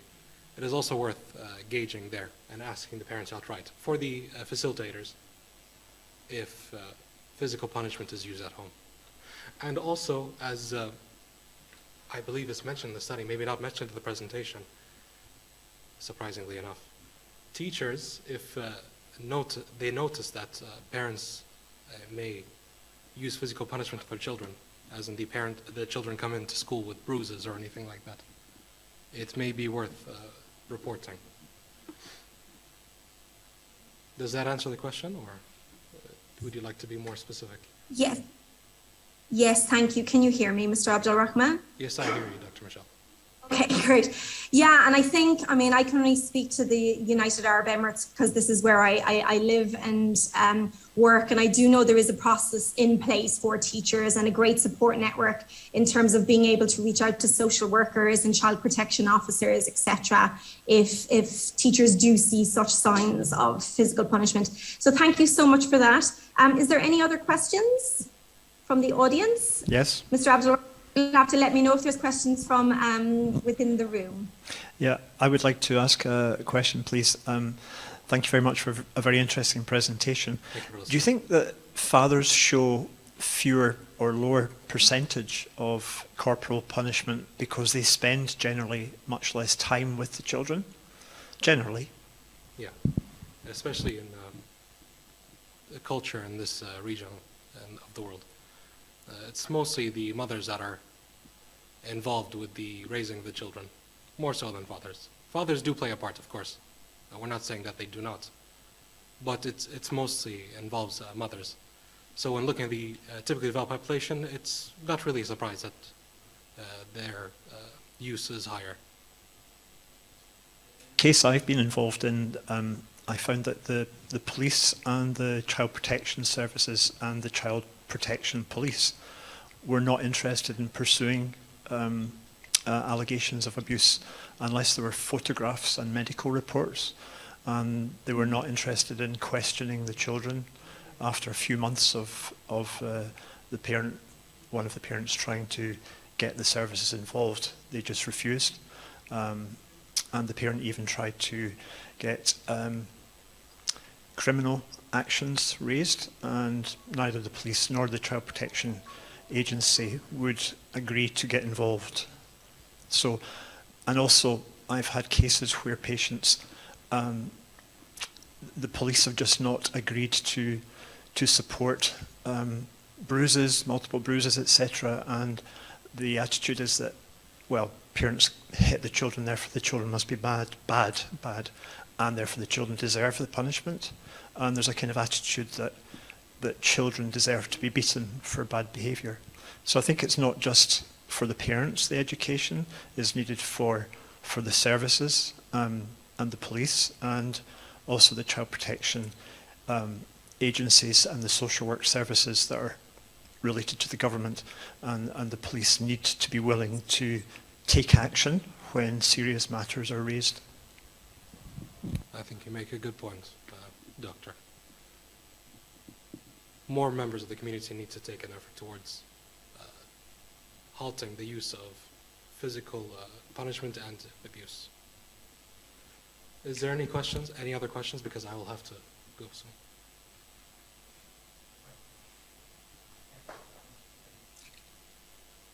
Okay, thank you so much, Mr. Abdul Rahman. Thank you as well. Thank you. So our next paper is entitled Applied Behavior Analysis, or ABA, and Autism Spectrum Disorder, Healthy Behavioral Practices for Challenging Behavior. And I will be presenting this in a recording of our talk with my colleague, Dr. Sarah Mead Jaspers. So Dr. Sarah is an assistant professor in the Counselling, Special Education and Neuroscience Division at Emirates College for Advanced Education here in Abu Dhabi. And she's also a board certified behavior analyst at the doctoral level. She holds a Bachelor of Arts in Psychological and Brain Sciences from Dartmouth College in the US. And she has a Master's of Education from Harvard University in the US and a PhD from the University of Florida. She has been licensed as an elementary school teacher in the US since 2005 and has been board certified since 2011. And my name is Dr. Michelle Kelly. I'm also a board certified behavior analyst at the doctoral level. I'm also a chartered psychologist of the Psychological Society of Ireland. I have a PhD and ABA from the National University of Ireland, Galway. And I am currently an associate professor and program coordinator for the ABA graduate programs in the Counselling, Special Education and Neuroscience Division at Emirates College for Advanced Education here in Abu Dhabi in the UAE. I founded and serve as the current president of the Association for Behaviour Analysis in the UAE, and I chaired a task force that developed the professional standards for applied behaviour analysis in the UAE. So without further ado, please feel free. I hope you enjoy our recording, and I will be here following the session, following the presentation to answer your questions. Thank you. Assalamu alaikum and welcome to our presentation entitled Applied Behaviour Analysis and Autism Spectrum Disorder, Healthy Behavioural Practices for Challenging Behaviour. We hope that you are enjoying the 7th Annual Abu Dhabi International Mental Health Conference, whether it is at home or in person. My name is Dr. Michelle Kelly. I'm an Associate Professor in the Counselling, Special Education and Neuroscience Division at Emirates College for Advanced Education here in Abu Dhabi. I'm the Programme Coordinator for the Applied Behaviour Analysis, or ABA graduate programmes. I'm a Chartered Psychologist with the Psychological Society of Ireland, and I'm a Board Certified Behaviour Analyst at the doctoral level. I will be presenting this session with my colleague, Dr. Sarah Mead Jaspers, who is an Assistant Professor in the Counselling, Special Education and Neuroscience Division at Emirates College for Advanced Education, and she is also a Board Certified Behaviour Analyst at the doctoral level. This is a QR code that will take you directly to all the references from this presentation, and you can also see our email addresses. Please feel free to contact us if you wish to receive a copy of our slides. We will provide this information at the end of the presentation also. So let us now begin with our learning objectives. The theme of this year's conference is Mental Health, Rights, Equity, Recovery and Social Inclusion in Testing Times. And we will be investigating this theme in relation to individuals with ASD. By the end of this presentation, attendees will be able to describe the main characteristics of autism spectrum disorder, or ASD, as we will refer to it for the remainder of this presentation, the 7 main dimensions of an ABA educational program, the evidence base of intervention on ABA for individuals with ASD, and at that point I will pass you over to my colleague Dr. Sarah Mead Jaspers, who will outline the 4 healthy behavioural practices which we hope you can apply in your practice. So let us begin with the characteristics of ASD. As per the CDC website, ASD is a neurodevelopmental disability. Individuals with ASD face social, communication and behavioural challenges, and it occurs across all racial, ethnic and socio-economic groups. The prevalence rate is about 1 in 54, with 4 times as many boys than girls. Let us now look at the causes and risk factors of ASD. There's likely to be many causes across the spectrum. There are environmental, biological and genetic factors, and individuals are at greater risk for being diagnosed with ASD if they have a sibling with ASD, or if they have genetic conditions such as Fragile X, or if they're born to older parents. There is no link between vaccines and ASD. So what are some of the red flags for ASD? In other words, what are some of the indicators that are signs or symptoms of ASD? And as you can see on the screen, there are many, including no proto-imperative pointing, no joint attention, lack of empathy, preference to be alone, limited eye contact, echolalia or delayed echolalia, repeating actions and developmental regression, which is that loss of skills, typically occurring around the age of 3 or 4 years of age. When we look at some common challenging behaviours, self-injurious behaviours such as headbanging can occur. And again, my colleague Dr. Sarah will pick up on some of these challenging behaviours later on in the presentation. Other common behaviours include aggression, property destruction, inappropriate sexual behaviour, elopement and mouthing body parts or objects, or taking others' property.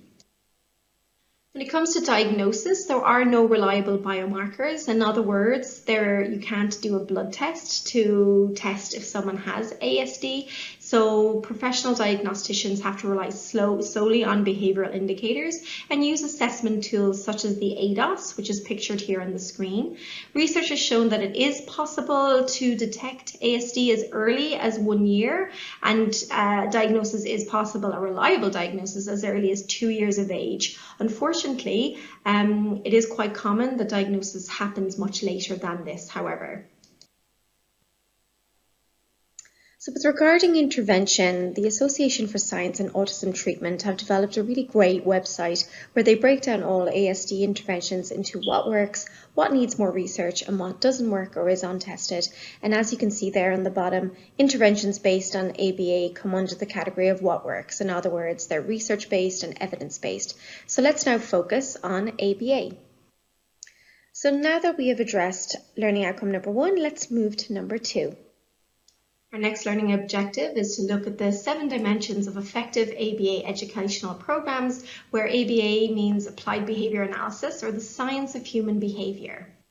So when we're talking about the main characteristics or dimensions of ABA, we can go back to all the way to 1968 when Bear, Wolf and Risley wrote this article outlining the dimensions, which are in fact still very relevant to today's ABA interventions.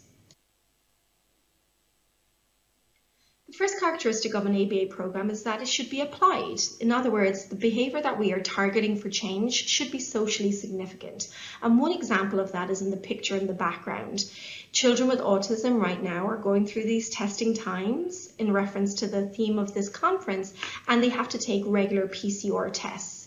So a good socially significant target behavior would be to help set up a child for success in being able to successfully sit with their hands down, not engaging in problem behaviors in order to be able to successfully receive a PCR test for COVID-19. The second characteristic of an ABA program is that it's behavioral. In other words, that the behaviors that we are targeting for change are observable and measurable. We can see them and we can measure them so that we can collect that data in order to analyze it to make decisions regarding the program. The third dimension is analytic. We want to demonstrate functional relationships, and this is where we want to determine that the intervention that we are using is the reason for the change in behavior. The fourth dimension of ABA is technological. When we implement an intervention or a strategy, we want to make sure that it is delivered and written about in a step-by-step manner so that others can replicate the procedure exactly how it is intended. The fifth characteristic is conceptually systematic. So our procedures are related to the basic principles of the science of behavior analysis. So for example, it might be rooted in the principle of positive reinforcement, which is the delivery of a desired item such as access to a toy in order to increase the future frequency of that behavior. The sixth characteristic is effective, and again we want to see socially significant behavior change. Has the outcomes of this intervention led to an improvement in this person's life? Because ultimately that is our goal, to make their lives better.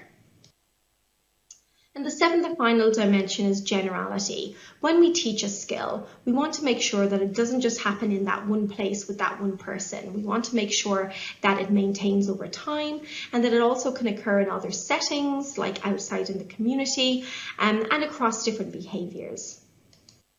And an easy way to remember these 7 dimensions is with the mnemonic get a cab. So now that we've looked at those 7 dimensions, let's move to our third learning objective. And this objective is evidence base of interventions based on ABA. So if we look at the report of the National Autism Centre from 2015, they wanted to analyse interventions for individuals with ASD below and above the age of 22. They reviewed 389 peer-reviewed studies between the period of 2007 and 2012, and they classified their interventions as established, emerging, or unestablished. What they found was that for individuals under 22, behavioural intervention was the most established treatment, and for individuals over the age of 22, behavioural intervention was the only treatment to be identified as established. Back in 1999, the US Surgeon General also summarised that 30 years of research demonstrated the efficacy of applied behavioural methods in reducing inappropriate behaviour and in increasing communication, learning, and appropriate social behaviour. I recommend ASAT as a great resource for you and for the parents of your clients with ASD, and it does have these separate tabs for their different populations, including a tab specifically dedicated to medical professionals. So going back to our learning objectives, we've now looked at the main characteristics of ASD, the dimensions of ABA, and the evidence base of ABA. So let us now move to the 4 healthy behavioural practices, at which point I'm going to hand you over to my esteemed colleague, Dr. Sarah Mead Jaspers. Thank you so much. Assalamu alaikum. Hello, everyone. Thank you to my colleague, Dr. Michelle Kelly, for getting us started. My name is Dr. Sarah Mead Jaspers, and I will be spending the rest of the time talking to you about some practical tips that you can use in your clinical work and with parents of individuals with autism spectrum disorder. Specifically, we'll be talking about some healthy behavioral practices for working with individuals with ASD. I'm going to begin today with a few things for us to remember. The first is that a diagnosis of ASD does not mean that someone automatically requires intervention, treatment, or therapy. Interventions typically are only required when there are behaviors interfering with acquiring new skills, participating in the community, or the health or safety of that person or others. And what one individual with ASD needs or wants may be very different than what someone else with ASD needs or wants. So before we get too far into the content, I'd like to start with a few disclaimers. First is that these healthy behavioral practices should not replace individualized professional guidance by a health professional who specializes in ASD, a board-certified behavior analyst, a BCBA, or a qualified ASD specialist. Rather, these healthy behavioral practices are designed to be a general approach to promoting pro-social, appropriate behavior and discouraging challenging or maladaptive behavior, as well as just fostering general well-being for everyone in the family. Now that we've covered those items, let's talk about why people engage in challenging behavior. The basic logic here is that every behavior serves a purpose. Sometimes we might engage in challenging behavior to get things that we want, to have access to items or attention. Other times we might engage in challenging behavior to get out of things that we don't like, to escape some things like difficult tasks or non-preferred activities or unpleasant interactions. And this really becomes the foundation on which the rest of the healthy behavioral practices are based. So how can healthy behavioral practices help? First, they can help by disrupting the relationship between challenging behavior and its purpose. So now challenging behavior no longer results in access or escape. Next, they can help by building a relationship between adaptive or appropriate behavior and a purpose. So now appropriate behavior does result in access or escape. And finally, they can help by putting the focus on the adaptive or the appropriate behavior rather than the focus on the challenging or maladaptive behavior. So there are 4 healthy behavioral practices that we're going to cover today, and I'm going to describe each one of them in detail next. The first healthy behavioral practice, providing positive interactions, can actually further be broken down into 2 subcategories: general positive interactions and descriptive praise for appropriate behavior. We'll consider these one by one. So the first one we're going to cover is general positive interactions. So what does this mean? What do? We want to make sure that we're giving verbal attention and interactions such as meaningful conversations with the individual or expressions of care, as well as nonverbal attention and interactions such as pleasant facial expressions and appropriate physical interactions. And we want to do it as much as possible, but at least as often as others in the environment are receiving attention. And why do we do this? Well, the basic logic is that people who have enough attention in their environment do not need to engage in challenging behavior to access more. They already have everything that they need.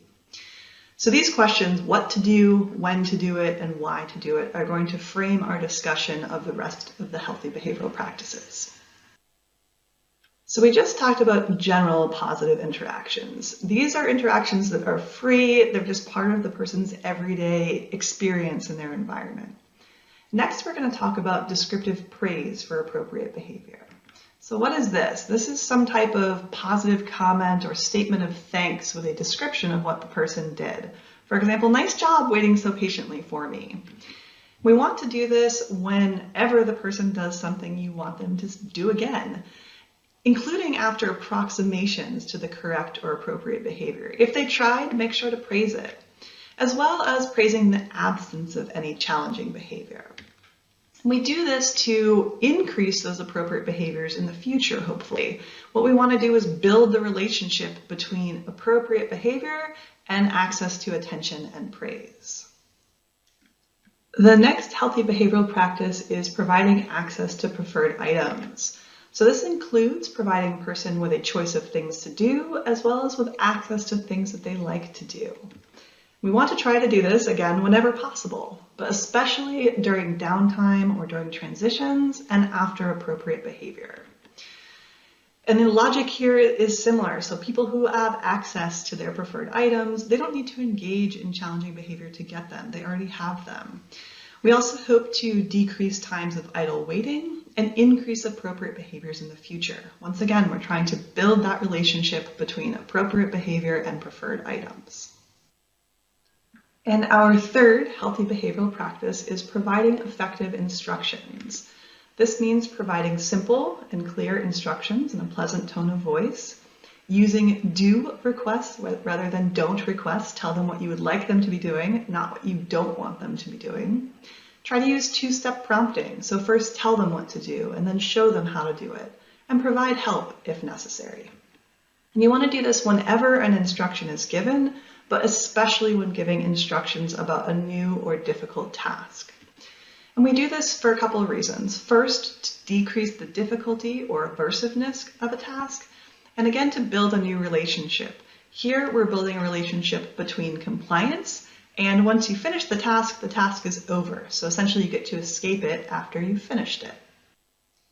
And our fourth healthy behavioral practices is engaging in good practices following challenging behavior. Once again, this is going to be broken down into two subcategories: ignoring minor challenging behavior and managing major challenging behavior without letting it serve its purpose. So let's talk about ignoring minor challenging behavior first. This means do not provide any attention after the behavior or comment on the behavior at all. You also want to not withdraw any instructions that you've given. And as soon as the behavior stops, return to healthy behavioral practice 1 through 3. You want to do this whenever minor challenging behavior occurs. So this means inappropriate words or behavior that's generally not harmful. And why do we do this? We do this to try to disrupt the relationship between challenging behavior and its purpose. We want to make sure that challenging behavior does not result in access to items or attention or escape from tasks. Now we'll talk about managing major challenging behavior without letting it serve its purpose. In general, you want to follow the practices that we just discussed for minor challenging behavior. However, if you must intervene for safety reasons, you want to do so with minimal attention. You also want to try to wait for about 10 seconds before you return to healthy behavioral practices 1 through 3. You want to do this whenever major challenging behavior occurs, so something like aggression or property destruction. We can't just let it occur because someone might get hurt or harmed. However, we want to intervene with as neutral an affect as possible.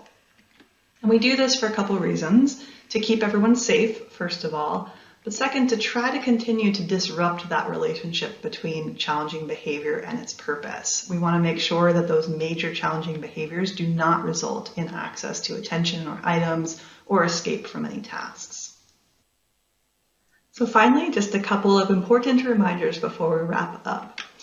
First, you want to remember to provide high quality attention, access to preferred items and activities, and effective instructions when challenging behavior is not occurring. That is, healthy behavioral practice 4 only works if 1 through 3 are in effect. And finally, keep in mind that we have two purposes. First, we want to disrupt the relationship between challenging behavior and its purpose. We want to build a relationship between adaptive behavior and a purpose. And with that, we have completed all of our learning objectives for today. We hope that you found this presentation useful, both for your own clinical practice as well as your work with parents of children with ASD. And on behalf of my colleague, Dr. Michelle Kelly, and myself, thank you so much for your attendance today. If you would like to see any of our references, please feel free to scan the QR code. And if you'd like to be in touch, please feel free to email us. Thank you again. Hope you enjoy the rest of your conference.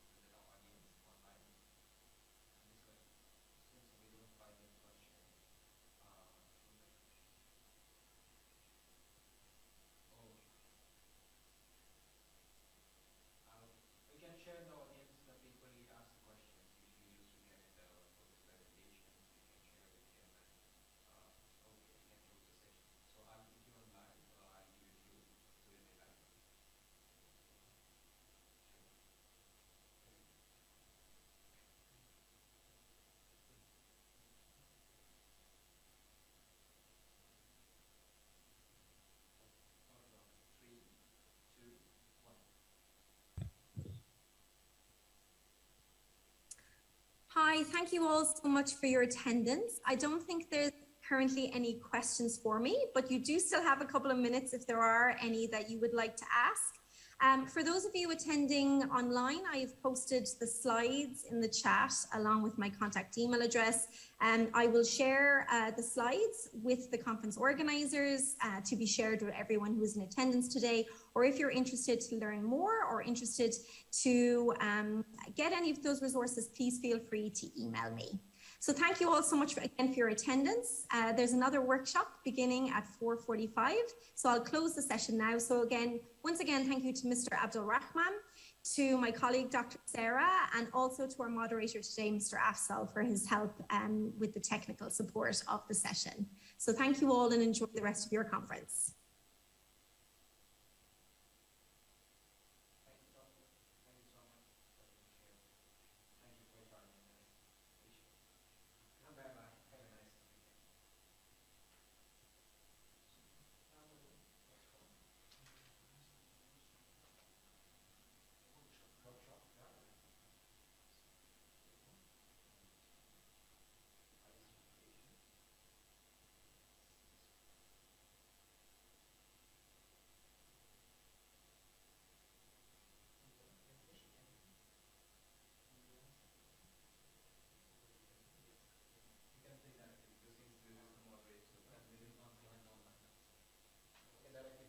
Good evening, everyone.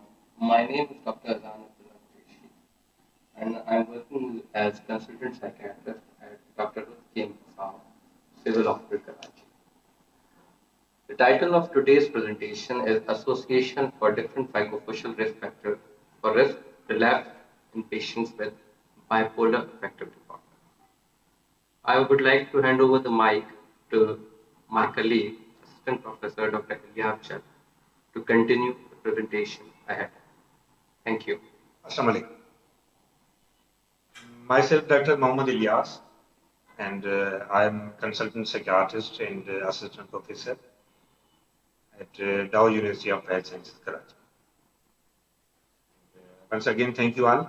As my colleague Dr. Azan Abdullah Qureshi mentioned, that the title of today's seminar, what we said is the webinar, is Association of Different Psychosocial Risk Factors for Relapse in Patients with Bipolar Affective Disorder.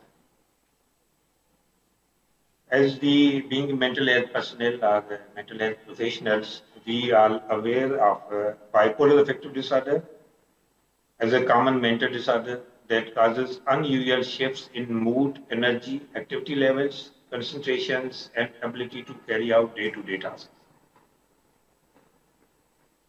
Epidemiological studies have suggested a lifetime prevalence of around 1%, which ranges from 0.5 to 1.5, and is equally distributed among both genders. Bipolar affective disorder alludes to a gathering of affective disorders, which together are described by a depressive, manic episode, or hypomanic episode.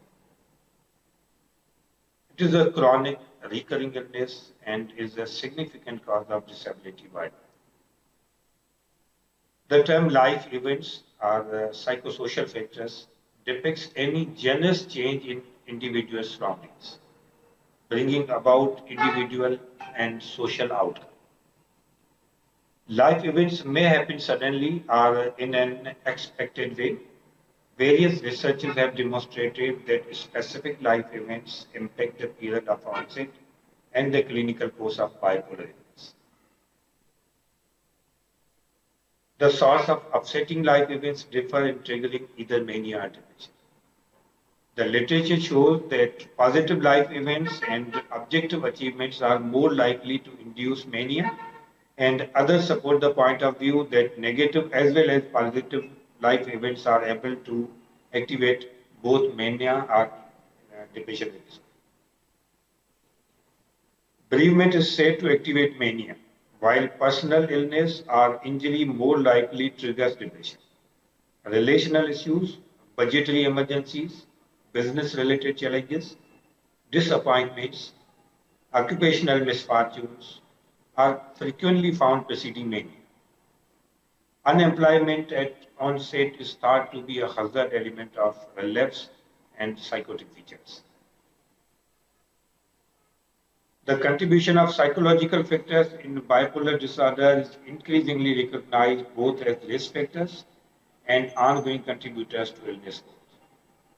Major life events such as death of a parent or other traumatic events can increase the risk of bipolar disorder later in life.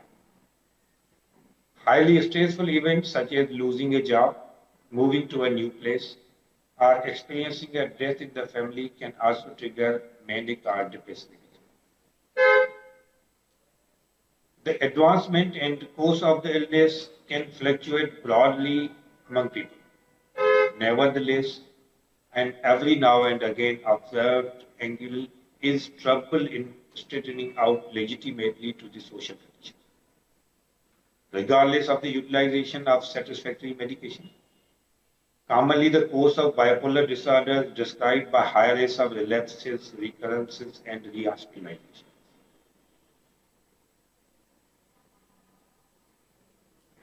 As already described, said my colleagues and by me too, that the title of today's webinar is the Association of Different Psychosocial Risk Factors for Relapse in Patients with Bipolar Affective Disorder.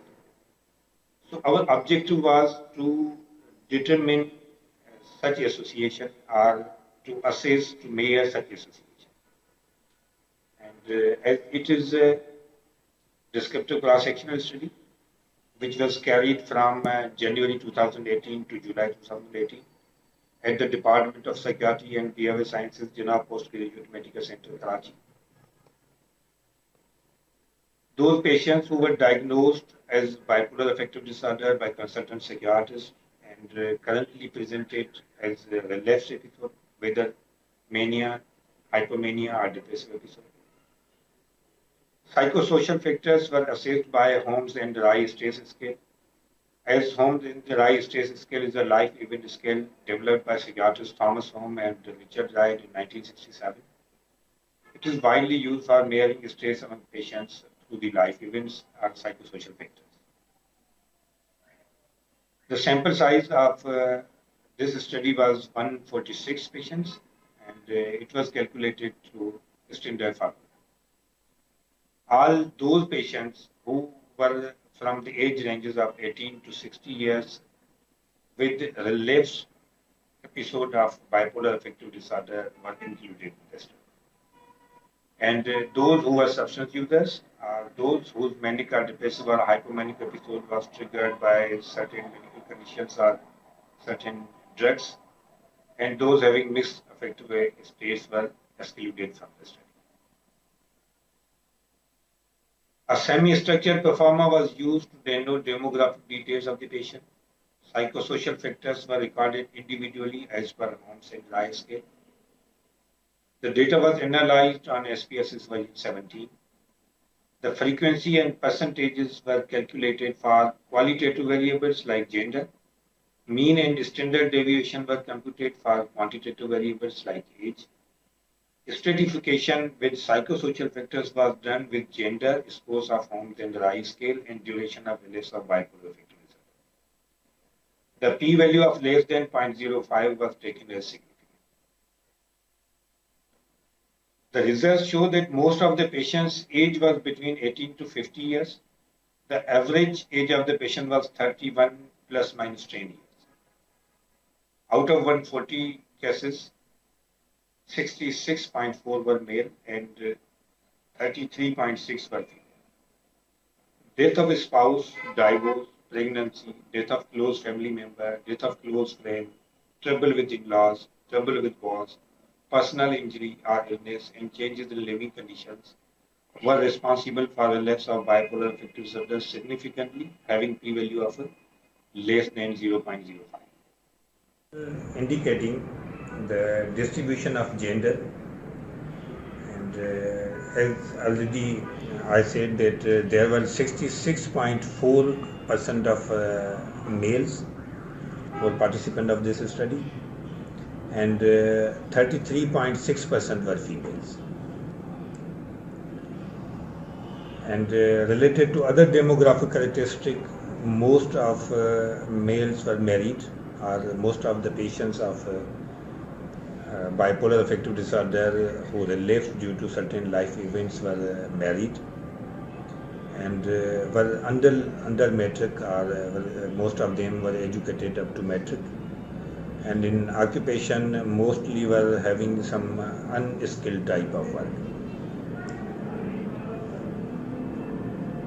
Those psychosocial factors are life events which were significantly related or which were responsible for the relapse of current episode of bipolar affective disorder, whether manic, hypomanic or depressive type, were death of a spouse, divorce, marital separation, death of close family member, death of close friend, are all those to which the patients are the sufferer were closely tied. And in the discussion, the factors such as death of a spouse, divorce, marital related issues, pregnancy or death of close family members or friends were significantly associated. And this is also evidenced by the previous studies regarding life events in bipolar individuals. The majority of these have concentrated on the part of serious negative life events. In recent years, researchers have started to consider the impact of psychosocial factors on depression and mania individually. Severe negative life events, for example, real misfortunes, passing of close ones, close relatives, or dear companions, appear to explicitly foresee the course of bipolar disorder.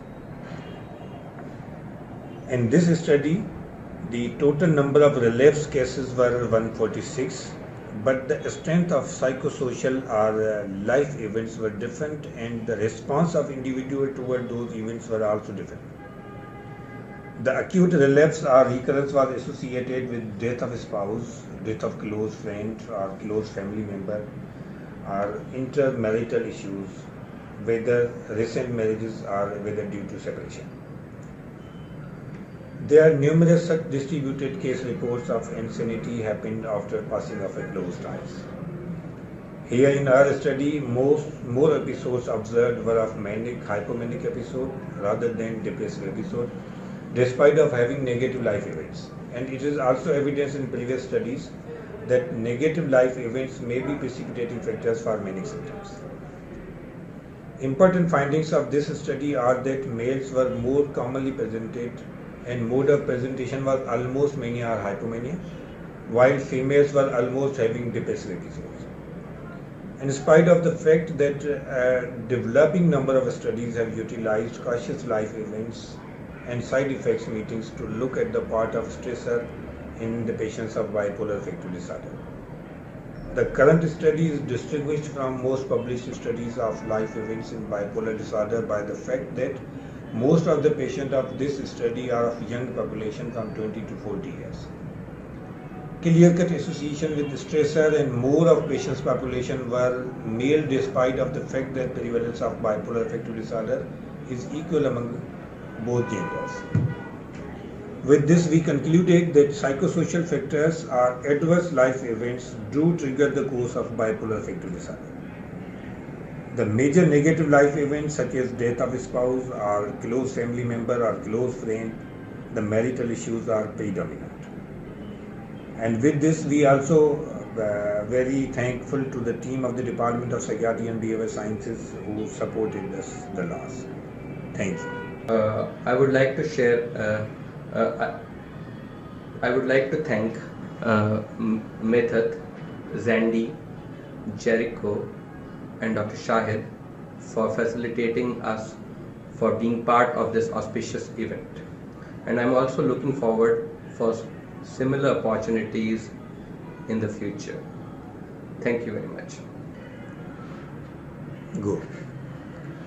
As my colleague Dr. Azan Abdullah said, that it's indeed our misfortune to miss this great event and to be the part of the great team, including Professor Midat, Professor Zendi, Professor Dr. Shahid Qureshi, and you are. And we will really miss you all. And we are greatly thankful for your unconditional support with us. And in the future, inshallah, we would like to collaborate with you people. And you people are really amazing and really supportive. Thank you very much. Go. As we are sharing with you the presentations and a brief video presentation too. And with this, we are also sharing our email addresses. And as we said, that is our misfortune, and we even will not be available online too. But we will be happy to respond to you people if there is any query related to this research. Thank you.